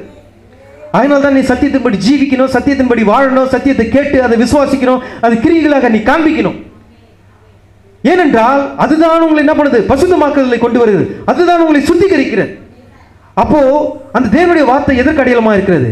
அதுதான் கிறிஸ்துவின் ரத்தத்துக்கு அடையாளமாக இருக்கிறது. அதுதான் உங்களுடைய இருதயத்தை கழுவுகிறது. எதுக்கு கழுவப்படுகிறது? பசுத்த ஆவியானவர் உங்களுக்குள்ளாக வந்து வாசம் பண்ண. அப்ப நீங்க என்ன பண்ணக்கூடாது? சத்தியத்தை கேட்டு அப்படியே நீ மறந்துட்டு போயிடக்கூடாது. இந்த கேட்டு தாண்டி போன உடனே மறந்துட்டு அவ்வளோதான், உலக காரியத்துக்கு போயிடலாம், வீட்டில் போனால் டிவி பார்க்கலாம், சினிமா பார்க்கலாம், நாடகம் பார்க்கலாம், அங்கே போகலாம், இங்கே வரலாம், இந்த உலகத்தை காரியத்தை செய்யலாம், இதை பண்ணலாம். இல்லை, சத்தியத்தில் நீ நிலைத்து நிற்கணும். உன் ஜீவனுள்ள நாளெல்லாம் இந்த சத்தியத்துக்காக நீ வாழணும். எந்த சத்தியத்தை கேட்டு அந்த சத்தியத்தின்படி நீ ஜீவிக்கணும். இப்போ அதுதான் உங்களை என்ன பண்ணுது? பசுத்தமாக்குதலை கொண்டு வருகிறது. ஏன் உங்களை பசுத்தமாக்குகிறது? பசுத்தாவியை பெற்றுக்கொள்வதற்காக. அல்லேலூயா. இந்த பசுத்தமாக்கப்பட்ட பிறகு ஒரு காரியமானது சம்பவிக்கிறது. என்ன தெரியுமா? பசுத்தமாக்கப்பட்ட பிறகு உங்களுக்கு புதிய இருதயத்தையும் புதிய ஆவியையும் தேவன் உங்களுக்குள்ளாக வைக்கிறார். கேட்குறீங்களா பிரியமானவர்களே? நீங்க சுத்திகரிக்கப்பட்ட பின்பு புதிய இருதயத்தையும் புதிய ஆவியையும் அவர் உங்களுக்காக அவர் வைக்கிறார், உங்களுக்குள்ளாக வைக்கிறார். ஏன்? அந்த காரியத்தை நான் உங்களுக்கு சற்று நேரத்தில் நான் சொல்ல போகிறேன். ஏன் புதிய ஆவியையும் புதிய இருதயத்தை உங்களுக்குள்ளாக வைக்கிறார்? கல்லான இருதயத்தை எடுத்து சதையான நவமான இருதயத்தை என்ன பண்றார்? உங்களுக்கு அவர் கொடுக்கிறார். அப்போ உன்னுடைய பழைய பாவ இருதயமானது அங்கே என்ன பண்ணுது? மரித்து விடுகிறது. தேவன் என்ன செய்கிறார்? பழைய பாவ இருதயத்தையும் உனக்குள்ளாக இருக்கிற அந்த பழைய பாவ ஆவியையும் என்ன பண்றார்? அவர் எடுத்து விடுகிறார். எல்லாவற்றையும் எடுத்து விட்டு புதிய இருதயத்தை உங்களுக்குள்ளாக வைக்கிறார். அந்த புதிய இருதயத்துக்குள்ளாக உங்களுடைய புதிய ஆவியை உங்களுக்குள்ளாக வைக்கிறார். அப்போ புதிய ஆவியும் புதிய இருதயம் உங்களுக்குள்ளாக வரும்போது உங்களால் பாவம் செய்ய முடியாது. எதுக்காக அது கொடுக்கப்படுகிறது? ஏன் புதிய ஆவி உங்களுக்குள்ளாக கொடுக்கப்படுகிறது? நிறைய பேர் பசுத்தமாக்கப்படுதல வந்து பசுத்த ஆவியின் முத்திரைக்குள்ளாக செல்ல முடியாதது காரணம் என்ன தெரியுமா? தேவன் எப்பொழுது ஒரு புதிய ஆவியை உங்களுக்குள்ளாக வைக்கிறாரோ அந்த ஆவியை பசுத்த ஆவி என்று நினைக்கிறாங்க. அதுதான் தவறு. ஆகினால தான் அடுத்த கட்டத்தில் போக முடியல. தேவன் என்ன செய்கிறார்? உங்களுடைய பழைய ஆவியை எடுத்து விடுகிறார், உன் பழைய சுபாவத்தை எடுத்து விடுகிறார், உன் பழைய இருதயத்தை எடுத்து விடுகிறார். கல்லான இருதயம், பாவ இருதயத்தை எடுத்து விட்டு நவமான சதையான ஒரு இருதயத்தை உங்களுக்குள்ளாக வைக்கிறார். அதுக்குள்ள ஒரு புதிய ஒரு ஆவியை வைக்கிறார். அந்த புதிய ஆவி என்பது பரிசுத்த ஆவி அல்ல. நிறைய பேர் என்ன பண்றாங்க? அதுதான் பரிசுத்த ஆவி, நான் பரிசுத்த ஆவியை பெற்றிருக்கிறேன் என்று நினைக்கிறாங்க. இல்ல, உன் பழைய ஆவி, நீ பாவத்தில் உன்னை அந்த ஆவி என்ன பண்ணிருக்கோம்? உன்னை வழிநடத்தி சென்றிருக்கும். ஆனால் நீ அவைகளுக்கு நீ மரிக்கும் போது அந்த பழைய ஆவியை அவர் எடுத்து விடுகிறார், ஒரு புதிய ஆவியை உங்களுக்குள்ளாக தருகிறார். அப்போ உங்களால பாவமே செய்ய முடியாது. அந்த புதிய ஆவி எதற்காக, எந்த நோக்கத்திற்காக, எந்த காரணத்துக்காக அந்த புதிய ஆவியை உங்களுக்குள்ளாக வைக்கிறார்? ஏனென்றால் அந்த புதிய ஆவிதான் தேவனுடைய ஆவியோடு கூட தொடர்பு கொள்ள. இந்த புதிய ஆவி எதற்குள்ளாக உங்களுக்குள்ளாக வைக்கப்படுகிறது? தேவனுடைய பசுத்த ஆவியோடு கூட தொடர்பு கொள்ள. அதுக்காக தான் புதிய ஆவியை தேவன் உங்களுக்குள்ளாக வைக்கிறார். அது பசுத்த ஆவி அல்ல, அது பசுத்த ஆவி கிடையாது. பசுத்த ஆவி என்பது அது இறுதியான ஒரு கட்டம். நீ பசுத்தமாக்கப்படுதலை தாண்டி அடுத்த கட்டத்துக்கு நீ பசுத்த ஆவியின் அபிஷேகம், பசுத்த ஆவியின் முத்திரைக்குள்ள நீ போகணும். நீ பசுத்த ஆவியின் முத்திரைக்குள்ள போகும்போது தான் உன்னை என்ன பண்றாரு? முத்திரை போடுறாங்க. நீ பசுத்த ஆவியை பெற்றுக்கொள்ளும் போது தான் முத்திரை. அந்த முத்திரை எதுக்கு? மீட்கப்படுகிற நாள் வரைக்கும் முத்திரை. அப்ப அது வரையில நீங்க பசுத்த ஆவி முத்திரை பெறல. காரணம் என்ன? அதே இடத்துல நீங்க நிக்கிறீங்கன்னா அதுக்கு காரணம் என்ன? தேவன் எப்பொழுது புதிய ஆவி உங்களுக்கு கொடுக்கிறாரோ அந்த ஆவி பசுத்த ஆவின்னு நினைச்சிடுறீங்க. அங்கதான் தவறு. அந்நிய பாஷையில் பேசி இதுதான் பசுத்த ஆவி என்று நினைக்கிறாங்க. அதுதான் தவறு. அந்நிய பாஷை என்பது விசுவாசிகளுக்கு அடையாளமாயிராமல் அவிசுவாசிகளுக்கே அடையாளமாக இருக்கிறது என்று பசுத்த பவுல் கூறியிருக்கிறார். உங்களை நீங்களே வேதத்தை, அதனால தான் நீங்கள் சத்தியத்தை கேட்கணும். சத்தியம் உங்களை விடுதலையாக்கும். சத்தியத்தை கேளுங்க, அது உங்களை நித்திய ஜீவனை கொண்டு வரும். சத்தியத்தை கேளுங்க, அது உங்களை பசுத்தமாக்கும், சரியான வழியில் உங்களை நடத்தும். அது உங்க மீட்கப்படுகிற நாள் வரையில் உங்களுக்கு என்ன பண்ண நடத்திக்கிட்டே இருக்கும். பசுத்தத்தின் மேல் பரிசுத்தம் அடைஞ்சிட்டே இருப்பீங்க. நீங்க பரிபூர்ணமாகிற வரையிலும் அந்த வார்த்தையானது உங்களை என்ன பண்ணும்? நடத்திக்கிட்டே இருக்கும். இந்த பூமியிலே நீங்கள் எடுத்துக்கொள்ளப்படுவதற்கேற்ற வரையிலும், அதாவது நீங்கள் பூமியிலே நீங்கள் பரிபூர்ணம் அடைகிற வரையிலும் அந்த சத்தியம் உங்களை என்ன பண்ணும்? நடத்திக்கிட்டே இருக்கும். நீங்கள் செய்தி கேட்க கேட்க கேட்க உடைய ஆவியானது பரிபூர்ணம் அடைஞ்சிட்டே இருக்கும். இப்ப பாருங்கள், புதிய ஆவி என்பது தேவனுடைய ஆவி அல்ல. அந்த ஆவியானது உங்களுக்குள்ளாக வழிநடத்தப்படும் போது, எதுக்காக அந்த ஆவியானது உங்களுக்குள்ளாக வைக்கப்படுகிறது என்றால், தேவனுடைய ஆவியோடு கூட தொடர்பு கொள்ள, பசுத்த ஆவியானவரோடு கூட தொடர்பு கொள்ள. ஆனால் பாருங்கள், புதிய இருதையும் புதிய ஆவியும் உங்களுக்குள்ளாக வைக்கப்படும் போது பசுத்த ஆவியானவர் உங்களை கண்காணிக்கிறார். மிகுந்த எச்சரிக்கை. பசுத்தமாக்கப்படுதல் இருக்கீங்களா? ஒரு எச்சரிக்கையான ஒரு காரியம். பசுத்த ஆவியானவர் உங்களை கண்காணிக்கிறார். புதிய இருதயத்தையும் புதிய ஆவியையும் உங்களுக்குள்ளாக வைத்த பிறகு உடைய வாழ்க்கையின் ஜீவியம் எப்படி இருக்கிறது? மாறி இருக்கிறதா? செய்த கிரியைகளை நீங்கள் செய்கிறீங்களா? செய்த பாவத்தையே செய்கிறீங்களா? அவர் எப்படி இருப்பார்? உங்களை கண்காணித்துக் கொண்டே இருப்பார். உன்னுடைய ஒவ்வொரு நகர்வையும், உன்னுடைய ஒவ்வொரு அசைவையும் அவர் என்ன பண்ணுவார்? கண்காணித்துக் கொண்டே இருப்பார். ஏன்? அந்த புதிய ஆவி பசுத்த ஆவியோடு கூட பொருந்துகிற வரையிலும், இந்த புதிய ஆவி தேவனுடைய ஆவியோடு கூட பொருந்துகிற வரையிலும் பசுத்த ஆவியினர் உன்னை என்ன பண்ணுவார்? கண்காணித்துக் கொண்டே இருப்பார். இந்த புதிய ஆவியும் தேவனுடைய ஆவியும் ஒன்றாக பொருந்தணும். இப்போ பொருந்தும் போது தான் என்ன பண்ணுவார்? அந்த பசுத்த ஆவியின் உங்களுக்குள்ளாக வருவார். இந்த ரகசியத்தை யாருமே போதிக்க மாட்டாங்க. இந்த ரகசியம் எந்த ஸ்தாபனங்களிலும் எங்கேயும் போதிக்கப்படுகிறது கிடையாது. எந்த பெந்தகோஸ்தே சபைகளிலும் போதிக்கப்படுகிறது கிடையாது. எந்த அப்போஸ்தல சபைகளிலும் போதிக்கப்படுகிறது கிடையாது. நம்ம செய்தி உள்ள சபையில் தான். ஆனால் எத்தனை செய்தி உள்ள சபைகள் இது குறித்து போதிக்கிறாங்க தெரியல. ஆனால் இது குறித்து நான் பாக்கியமாக இருக்கிறேன். கர்த்தர் இந்த காலவேளையில் நம்ம மத்தியில் பேசிக் கொண்டிருக்கிறார். விசுவாசிக்கிறீங்களா? கர்த்தர் நல்ல தேவனா இருக்கிறார். பாருங்கள், அப்ப பசுத்த ஆவியானவர், நீங்கள் பசுத்த ஆவியை பெற்றுக்கொள்வதற்கு முன்பாக தேவ ஆவியானவர்களை என்ன பண்றார்? கண்காணித்துக் கொண்டே இருக்கிறார். உடைய கிரியைகள், உடைய அசைவுகள், உங்களுடைய நகர்வுகள், உடைய பேச்சுக்கள், உன்னுடைய எண்ணங்கள், உன்னுடைய சிந்தைகள், உன்னுடைய நடத்தைகள், உன்னுடைய வாழ்க்கை ஜீவியம் எல்லாவற்றையும் அவர் என்ன பண்றார்? கண்காணித்துக் கொண்டே இருக்கிறார். ஏன்? நீங்கள் பெற்ற அந்த ஆவியானது தேவனுடைய ஆவியோடு கூட பொருந்த வேண்டும். அப்ப அது பரிபூர்ணமாக பொருந்தும் போதுதான் பசுத்த ஆவியானவர் உங்களுக்குள்ளாக வருகிறார். அப்ப பசுத்த ஆவியானவர் உங்களுக்குள்ளாக வரும்போது என்ன செய்கிறார்? நீங்கள் மீட்கப்படுகிற நாள் வரையில் உங்களை என்ன பண்றார்? முத்தரிக்கிறார். தேவனுடைய ராஜ்யத்துக்குள்ளாக உங்களை முத்தரிக்கிறார். மரணமும் பாதலும் உங்களை மேற்கொள்ளவும் முடியாது. அப்ப நீங்க பசுத்த ஆவியினால் உங்களை வழி நடத்தப்படுகிறீர்கள். கேட்குறீங்களா பிரியமானவர்களே? இதுதான் இறுதியானது, பசுத்த ஆவியின் அபிஷேகம்.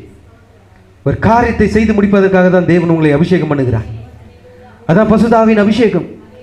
அந்த பசுத்த ஆவியின் அபிஷேகத்தை பெற்றீர்கள் என்றால் உன்னுடைய மனைவிகள் மேல அக்கறை கொள்ள மாட்டீங்க, உன் பிள்ளைகள் மேல அக்கறை கொள்ள மாட்டீங்க, உன் தகப்பன் தாய் மேல அக்கறை கொள்ள மாட்டீங்க, உன் புருஷன் மேல அக்கறை கொள்ள மாட்டீங்க. நீங்களும் தேவனும் மாத்திரம்தான். அதான் பசுத்த ஆவியின் அபிஷேகம். அவரோடு கூட நடந்து செல்ல, இறுதி மூச்சு வரையில் அவரோடு கூட உன்னுடைய வாழ்க்கையின் பிரயாணத்தில், உன்னுடைய வாழ்க்கையின் யாத்திரையில் கடந்து செல்ல, அதற்காக உங்களை அபிஷேகம் பண்ணுகிறார். அப்ப பாருங்கள், அந்த பசுத்த ஆவியின் உங்களுக்குள்ளாக வரும்போது அவர்களை என்ன செய்கிறார்? முத்தரிக்கிறார். மீட்கப்படுகிற நாள் வரைக்கும், இன்னைக்கு நாளைக்கு இல்லை, அத்த மாசம் வரைக்கும், ஒரு வருஷம் இல்லை, டேட் ஆஃப் எக்ஸ்பிரியே கிடையாது. மீட்கப்படுகிற நாள் வரைக்கும். அல்லேலூயா. கர்த்தருடைய ஆவியினால் வழிநடத்தப்பட வேண்டியவர்களாக இருக்கிறோம். ஏனென்றால் ஆவியில் மீண்டும் பிறக்கும் போது நம்மளால் பாவம் செய்ய முடியாது. பசுத்த ஆவியின் உங்களுக்குள்ளாக வந்துட்டாங்கன்னா பாவமே செய்ய முடியாது. பசுத்த ஆவி உங்களுக்குள்ளாக வரும்போது உன் சிந்தையை அவர் கட்டுப்படுத்துகிறார், உன் செயல்களை அவர் கட்டுப்படுத்துகிறார், உன் பேச்சுகளை அவர் கட்டுப்படுத்துகிறார், உன் பார்வைகளை அவர் கட்டுப்படுத்துகிறார். உன் இருதயத்தில் என்ன இருக்கிறது? ஒரு கண்ட்ரோல் டவர் இருக்கிறது என்று தீர்க்கதரிசி கூறுகிறார். அந்த கண்ட்ரோல் டவர் எங்க இருக்கிறது? உன் இருதயத்தின் நடுவில் இருக்கிறது. அந்த இருதயத்தின் நடுவில் எங்க இருக்கு, என்ன இருக்கிறது? அவருடைய சிங்காசனம் இருக்கிறது. அந்த சிங்காசனத்தில் உட்கார்ந்து கொண்டு உன்னுடைய பார்வைகளை, யோசனைகளை, உன் சிந்தனைகளை, உன் கற்பனைகளை, உன் இருதயத்தை, உன் நடக்கைகளை, உன் பேச்சுக்களை எல்லாத்தையும் அவர் என்ன பண்றார்? கட்டுப்படுத்துகிறார். உங்கள் முழுமையும் உங்களை ஆண்டு கொள்கிறவராக இருக்கிறார். அப்போ உங்களால் பாவம் செய்ய முடியுமா? பசுத்த ஆவியானவரால் நீங்கள் வழிநடத்தப்படுவீர்களானால் உங்களால் பாவம் செய்ய முடியுமா?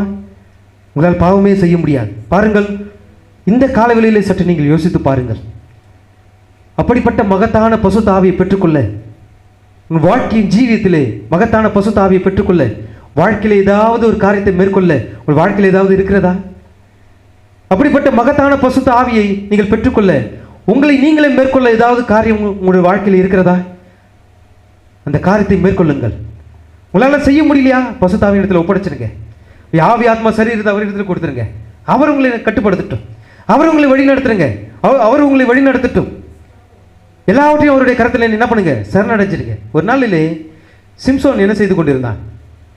போய் கொண்டிருக்கும் போது வழியில் பெரிய ஒரு சிங்கம் அவன் எதிராக வந்தது. ஆனால் அவன் கர்த்தருடைய ஆவினால் அவன் வழி நடத்தப்பட்டான். சிம்சோன் யார்? இன்னைக்கு சிம்சோனுடைய படங்கள்லாம் பார்த்தீங்கன்னா, நம்ம ஸ்தாபனத்தில் இருக்கும்போது சிம்சோனோட படம்லாம் வந்து என்ன பண்ணுவாங்க? படக்காட்சி போட்டு காட்டுவாங்க. எத்தனை பேர் படக்காட்சி பார்த்துருக்கீங்க? யாரும் படக்காட்சி பார்த்தது? இதுக்கு முன்னாடி நம்மளும் படக்காட்சி போட்டிருப்போம் சபையில். முன்னாடி ஸ்தாபனத்தில் இருக்கும்போதும் பார்த்துருக்குறோம். நம்ம இங்கே இருக்கும்போதும் என்ன பண்ணுவோம்? வேதத்தில் எப்படி இருக்கிறதோ அதை என்ன பண்ணுவாங்க? ஒரு படமாக உருவாக்கி அது வேத படக்காட்சின்னு சொல்லுவாங்க. தானியேல் எப்படி இருந்தார், தாவீது எப்படி இருந்தார், யோனா எப்படி இருந்தார், இயேசு கிறிஸ்து எப்படி வந்தார், இது போல ஒரு படக்காட்சி உருவாக்கி சபையில் போட்டு காட்டுவாங்க. அதில் சிம்சோன் எப்படி இருப்பார்னா, நல்லா ஜிம்முக்கெல்லாம் போய் நல்ல கட்டு மஸ்தா நல்லா பயங்கரமாக இருப்பார். எல்லா மனுஷனுடைய காட்டிலும் ஒரு வித்தியாசமாக இருப்பார். எப்படி இருப்பார்? எல்லா மனுஷனை காட்டிலும் நல்லா வைட்டுமா நல்லா பயங்கர ஒரு பராக்கிரமசாலியா, ஒரு யுத்த வீரனை போல காட்டுவாங்க. முற்றிலும் தவறு. இது மாம்ச சிந்தை. ஆனால் உண்மையாகவே சிம்சோன் எப்படிப்பட்டவனாக இருப்பான் தெரியுமா? ஒல்லியா இருப்பான். தீர்க்கதரிசி சொல்றார், நம்மளை போல ஒல்லியா இருப்பான். பார்க்கறது பலவீனமானவனை போல இருப்பான். சாதாரண ஒரு மனுஷன் ஒல்லியா இருப்பான். அவனத்துல எந்த ஒரு வல்லமையும், அவனத்துல பார்க்கறது ஒரு கேலிக்குரியதா இருக்கும் ஒரு தோற்றம். அப்படிப்பட்டவன் தான் சிம்சோன். எப்பவுமே படத்தில் எப்படி காட்டுறாங்கன்னா, இந்த வேத படத்தில் நல்ல பராக்கிரமசாலியை, ஒரு யுத்த வீரனை போல சிம்சோனை காட்டுவாங்க. இல்லை, முற்றிலும் தவறு. இது மாம்ச சிந்தை. மாம்ச சிந்தையின்படி அவங்க என்ன பண்றாங்க? வெளிப்பாடு இல்லாமல் எடுக்கிறாங்க. ஆனால் சிம்சோன் உண்மையாகவே ஒரு கேலிக்குரியதை போல காணப்பட்டான். சாதாரண நம்மை போல ஒரு சாதாரண மனுஷன், நம்மளை போல ஒரு பலவீனமான ஒரு மனிதன். ஆனால் கர்த்தருடைய ஆவி அவனுக்குள்ளாக வரும்போது அந்த சிங்கத்தை இரண்டாக கிழித்து போட்டான். அதுதான் பசுத்த ஆவி. தேவனுடைய ஆவி ஒரு மனிதனுக்குள்ளாக வரும்போது அவனை தடுத்து நிறுத்தவே முடியாது. அல்லேலூயா. தேவனுடைய திட்டம் அவன் மேல் எது இருக்கிறதோ அந்த திட்டத்தை அவன் நிறைவேற்றி முடிப்பான். அதுதான் பசுத்த ஆவியின் அபிஷேகம். அவன் வாழ்க்கையின் ஜீவியத்தில் தேவன் ஒரு திட்டத்தை வைத்திருப்பான். அந்த திட்டத்தை செய்து முடிப்பதற்காக தான் என்ன பண்றாரு? பசுத்த ஆவியானவர் அவனை அபிஷேகிக்கிறான். அப்போ சிம்சன் பாருங்க, வழியில் நடந்து கொண்டிருக்கும் போது ஒரு பலமுள்ள ஒரு பராக்கிரமான ஒரு பலமுள்ள ஒரு சிங்கமானது அவன் முன்பாக வந்து கர்ஜித்தது. ஆனால் பாருங்கள், கர்த்தருடைய ஆவியானவர் அவன் மேல் வந்து இறங்கினார். உன்னதமான அந்த பலத்தினால் அவன் இடைக்கட்டப்படும் போது அவன் சிங்கத்தை இரண்டாக்கி கிழித்து போட்டான். ஆனால் பாருங்கள், ஒரு நாளிலே அவன் பசியாக இருந்தது. அவன் பசியிலே மரித்து கொண்டிருந்தான். ஆனால் பாருங்கள், எந்த சிங்கத்தை கிழித்து போட்டான் அதே வழியில தான் நடந்து கொண்டிருந்தான். அந்த சிங்கத்தின் எலும்பு கூண்டிலே ஒரு தேன் இருந்ததை பார்த்து அந்த தேனை எடுத்து அவன் புசிக்கும் போது அவனுக்குள்ளாக ஜீவன் திரும்ப வந்தது. சகோதரனே, இந்த காலவெளியிலே நீங்கள் ஏதோ ஒரு காரியத்தை நீங்கள் மேற்கொள்ள வேண்டிய காரியம் ஏதாவது உங்களிடத்தில் இருக்கிறதா? சோதித்து பாருங்கள். அந்த தேவனுடைய ஆவியை, அந்த பசுத்த ஆவியை பெற்றுக்கொள்வதற்கு, நீங்கள் உங்களை நீங்களே மேற்கொள்வதற்கு ஏதாவது காரியம் உங்களிடத்தில் இருக்கிறதா? சிம்சோன் என்ன செய்தான்? முதலாவது சிங்கத்தை மேற்கொண்டான். பிறகு அவன் என்ன பண்ணான்? சுவையான தேனை என்ன பண்ணான்? தேனை புசிக்கும் போது அவனுக்குள்ளாக ஜீவன் வந்தது. அது போலதான் அந்த தேனிலும் மதுரமானது தான் இந்த தேவனுடைய வார்த்தை. இந்த தேவனுடைய வார்த்தை நீங்கள் பெற்றுக்கொள்ள ஏதாவது காரியத்தை மேற்கொள்ள வேண்டியிருக்கிறதா? வாழ்க்கையிலே ஏதாவது ரகசியமான பாவம் இருக்கிறதா? தவறு இருக்கிறதா? தேவனிடத்தில் அறிக்கை செய்ய முடியாத ஏதாவது காரியத்தை மறைச்சு வச்சிருக்கீங்களா? இல்லை ஊழியக்காரனுக்கு முன்பாக ஏதாவது அறிக்கை செய்ய முடியாத பாவத்தை வச்சிருக்கீங்களா? மனுஷனுக்கு முன்பாக மறைச்சிடலாம், ஆனால் பசுத்த ஆவியானவருக்கு முன்பாக உங்களால் மறைக்க முடியாது. அப்போ தேனிலும் மதுரமான அந்த ஜீவனுள்ள தேவனுடைய வார்த்தையை நீங்கள் பெற்றுக்கொள்ள, அந்த பசுத்த ஆவியானவரை பெற்றுக்கொள்ள ஏதாவது ஒரு காரியம் மேற்கொள்ள வேண்டியது ஏதாவது உங்கள் வாழ்க்கையின் ஜீவிதத்தில் இருக்கிறதா? சற்று யோசிச்சு பாருங்க. இந்த கால வேளையிலே அந்த மகத்தான பசுத்த ஆவியானவர் சிம்சோன் பெற்றிருந்தார்.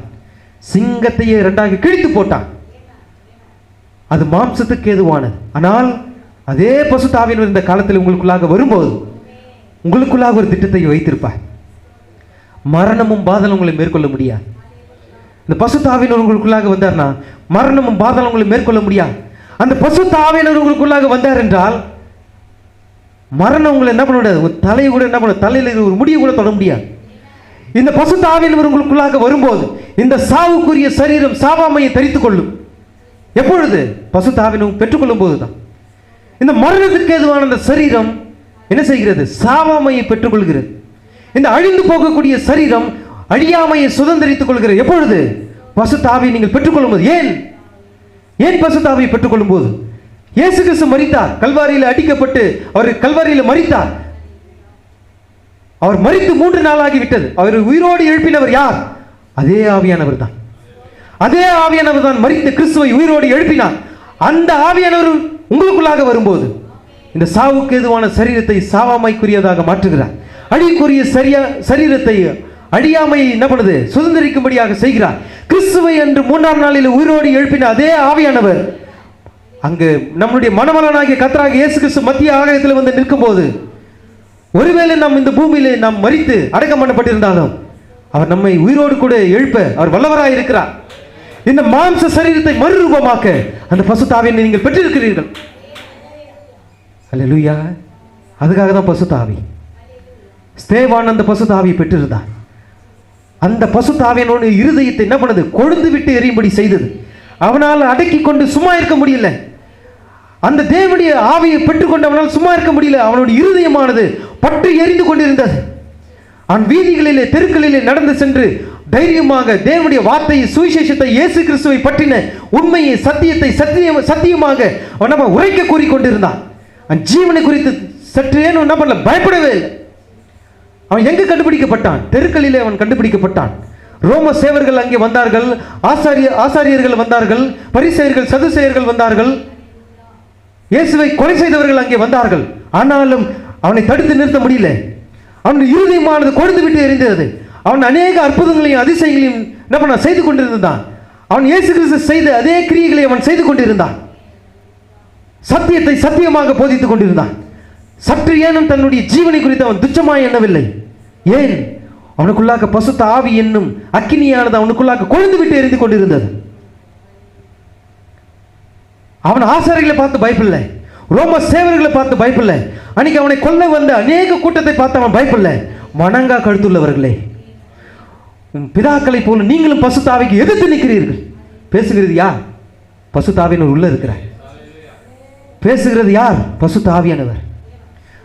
உன் இருதயத்தின் செவிகளிலும் விருத்த சேதனம் பண்ணப்படாதவர்களே. அப்படி என்னால் என்ன அர்த்தம்? விருத்த சேதனம் என்பது பசுத்த ஆவிக்கு அடையாளமா இருக்கிறது.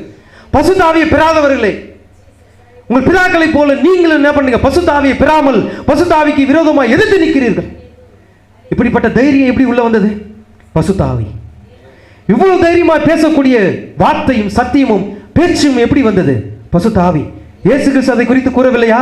ராஜாக்களுக்கு முன்பாக நிற்கும் போது நீ அதை குறித்து பயப்படாதீர்கள், எதை பேசுவோம் எதை சொல்வோம் என்பதை குறித்து நீ பயப்படாதீங்க, உங்களுக்குள்ளாக இருந்து பேசக்கூடியவர் ஒருவர் இருக்கிறார், அவர்தான் பசுத்த ஆவியானவர். அவர் உங்களுக்காக பேசுவார். நீங்க எதை குறித்து நீங்க பயப்படாதீங்க, அவர் பேசுவார். அந்த காரியம் தான் இங்க ஸ்தேவானுக்குள்ளாக நடந்தது. ஸ்தேவான் பயப்படவே இல்லை. வணங்கா கழுத்துள்ளவர்களே, செவிகளிலும் இருதயங்களிலும் விருத்த சேதனம் பண்ணப்படாதவர்களே, அதாவது பசுத்த ஆவியை பெறாதவர்களே, நீங்கள் பசுத்த ஆவியை பெறாமல் ஒரு பிதாக்களை போல நீங்க என்ன பண்றீங்க? பசுத்த ஆவிக்கு விரோதமாக எதிர்த்து நிற்கிறீங்க. இதுதான் நாங்கள் ஸ்தேவான் பேசினா. பாருங்கள், அவனுக்குள்ளாக இருக்கிற ஆவியானது பற்றி எரிந்து கொண்டிருந்தது. அவனால் கட்டுப்படுத்தவே முடியல. ஆனால் அவன் மரணத்தை சந்திக்கும் போது பசுத்த ஆவியானவர் அவனுக்குள்ளாக இருந்து கடந்து சென்று விட்டார். பசுத்த ஆவியானவர் அங்கிருந்து கடந்து சென்று அங்கே பிதாவுடைய வலது பாசத்தில் அங்கே நின்று கொண்டிருந்தார். யார்? பசுத்த ஆவியானவர். அந்த காரியத்தை திட்டத்தை செய்து முடிப்பதற்கு தான் பசுத்த ஆவியின் அபிஷேகம் அங்கே கொடுக்கப்படுகிறது. ஸ்தேவான் மேல் அங்கே ஒரு திட்டம் இருந்தது. அவன் ரத்த சாட்சியை மறிக்க வேண்டியிருந்தது. அவன் தேவனுடைய கிரியைகளை, அதாவது இயேசு கிறிஸ்து கூறினதை, அந்த கிரியைகளை அவன் நிறைவேற்றும்படியாக அவன் திட்டமானது அவன் மேல் இருந்தது. அவன் சுவிசேஷத்தை பிரசங்கிக்கும்படியாக தேவனுடைய திட்டம், அந்த அபிஷேகமானது அவன் மேல் இருந்தது. அதற்காக தான் பசுத்த ஆவி அபிஷேகமானது கொடுக்கப்படுகிறது. பசுத்த ஆவியின் அபிஷேகம் வந்துட்டா உங்களுடைய மரணத்தை பார்த்து நீங்க பயப்பட மாட்டீங்க. மனுஷனை பார்த்து நீங்கள் பயப்பட மாட்டீங்க. எந்த முதலமைச்சராக இருந்தாலும், எந்த பிரதமராக இருந்தாலும், எந்த ஒரு அதிகாரியான யாரை குறித்து நீங்கள் பயப்பட மாட்டீங்க. மரணம் கூட என்ன பண்ணாது, ஆமாம், உங்களை தொட முடியாது.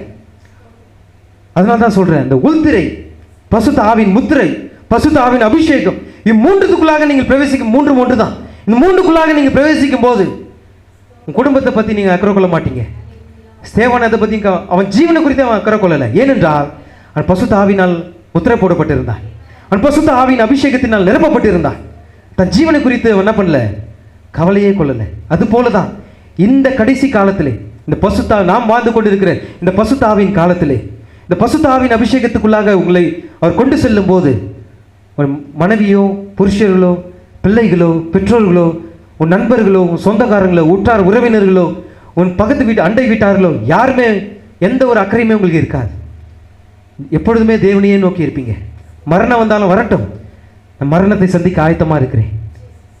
இதுதான் உள்திரை. ரத்த சாட்சியை மறிக்க நேரிட்டாலும் நான் ஆயத்தமாக இருக்கிறேன். ஆனால் ரத்த சாட்சியை நீங்கள் மறிக்க மாட்டீங்க. ஒன்று, நீங்கள் மறித்தாலும் என்ன பண்ணுவீங்க, மனவளனாகிய கர்த்தராகிய இயேசு கிறிஸ்து வரும்போது எந்த பசுத்தாவியை பெற்றிருந்தீங்களோ அதே பசுத்தாவியை உங்களை உயிர்ப்பிப்பார். உயிரோடு இருக்கும்போது எந்த பசுத்தாவியை நீங்கள் பெற்றிருக்கீங்களோ இந்த சாவுக்குரிய சரீரத்தை சாவாமை சுதந்திரிக்கும்படி செய்வார். இந்த பாவத்துக்குரிய இந்த சரீரமானது என்ன செய்கிறது, மறுரூபமாக்கப்பட. அதுக்காக தான் பசுத்தாவி இங்கே இருக்கிறார். அதான் வாக்குத்தத்தம் கொடுக்கப்பட்டிருக்கிறார். ஏன், அவருடைய வருகையின் நேரத்திலே, அந்த மகிமையான அந்த நாளிலே இந்த சரீரமானது மறுரூபமாக்கப்பட. ஆனால் பாருங்கள், நம்முடைய மனவளனாகிய கர்த்தராகிய இயேசு கிறிஸ்து வரும்போது அந்த பசுத்தாவியனவங்களை என்ன பண்ணுவார், உயிரோடு எழுப்புவார். அதுக்காக தான் பசுத்தாவியனவர். அப்படிப்பட்ட பசுத்தாவி தான் நமக்கு நித்திய ஜீவனாக இருக்கிறது. பசுத்தாவியை பெற்றுக்கொள்வது நித்திய ஜீவன். இதுதான் உண்மையான நித்திய ஜீவனை பெற்றுக்கொள்வதற்கான வழி. இதுதான் அந்த சரியான சுவிசேஷம். இந்த வழியாகத்தான் நீங்கள் என்ன பண்ண முடியும், பசுத்தாவியையும் நித்திய ஜீவனை பெற்றுக்கொள்ள முடியும். பசுத்தாவியும் நித்திய ஜீவனும் ஒன்று தான். பசுத்தாவியை பெற்றுக்கொள்வதே நித்திய ஜீவன். அதுக்காக தான் அந்த சுவிசேஷம். ஆகினாலே ஒரு மனிதனை குறித்து சாட்சியிடுகிறவர்கள் 3: ஜலம், இரத்தம், ஆவி. இந்த மூன்றையும் குறித்து நாம் தெளிவாக என்று நாம் பார்த்தோம். கர்த்தர் நல்ல தேவனாக இருக்கிறார். அல்லேலூயா.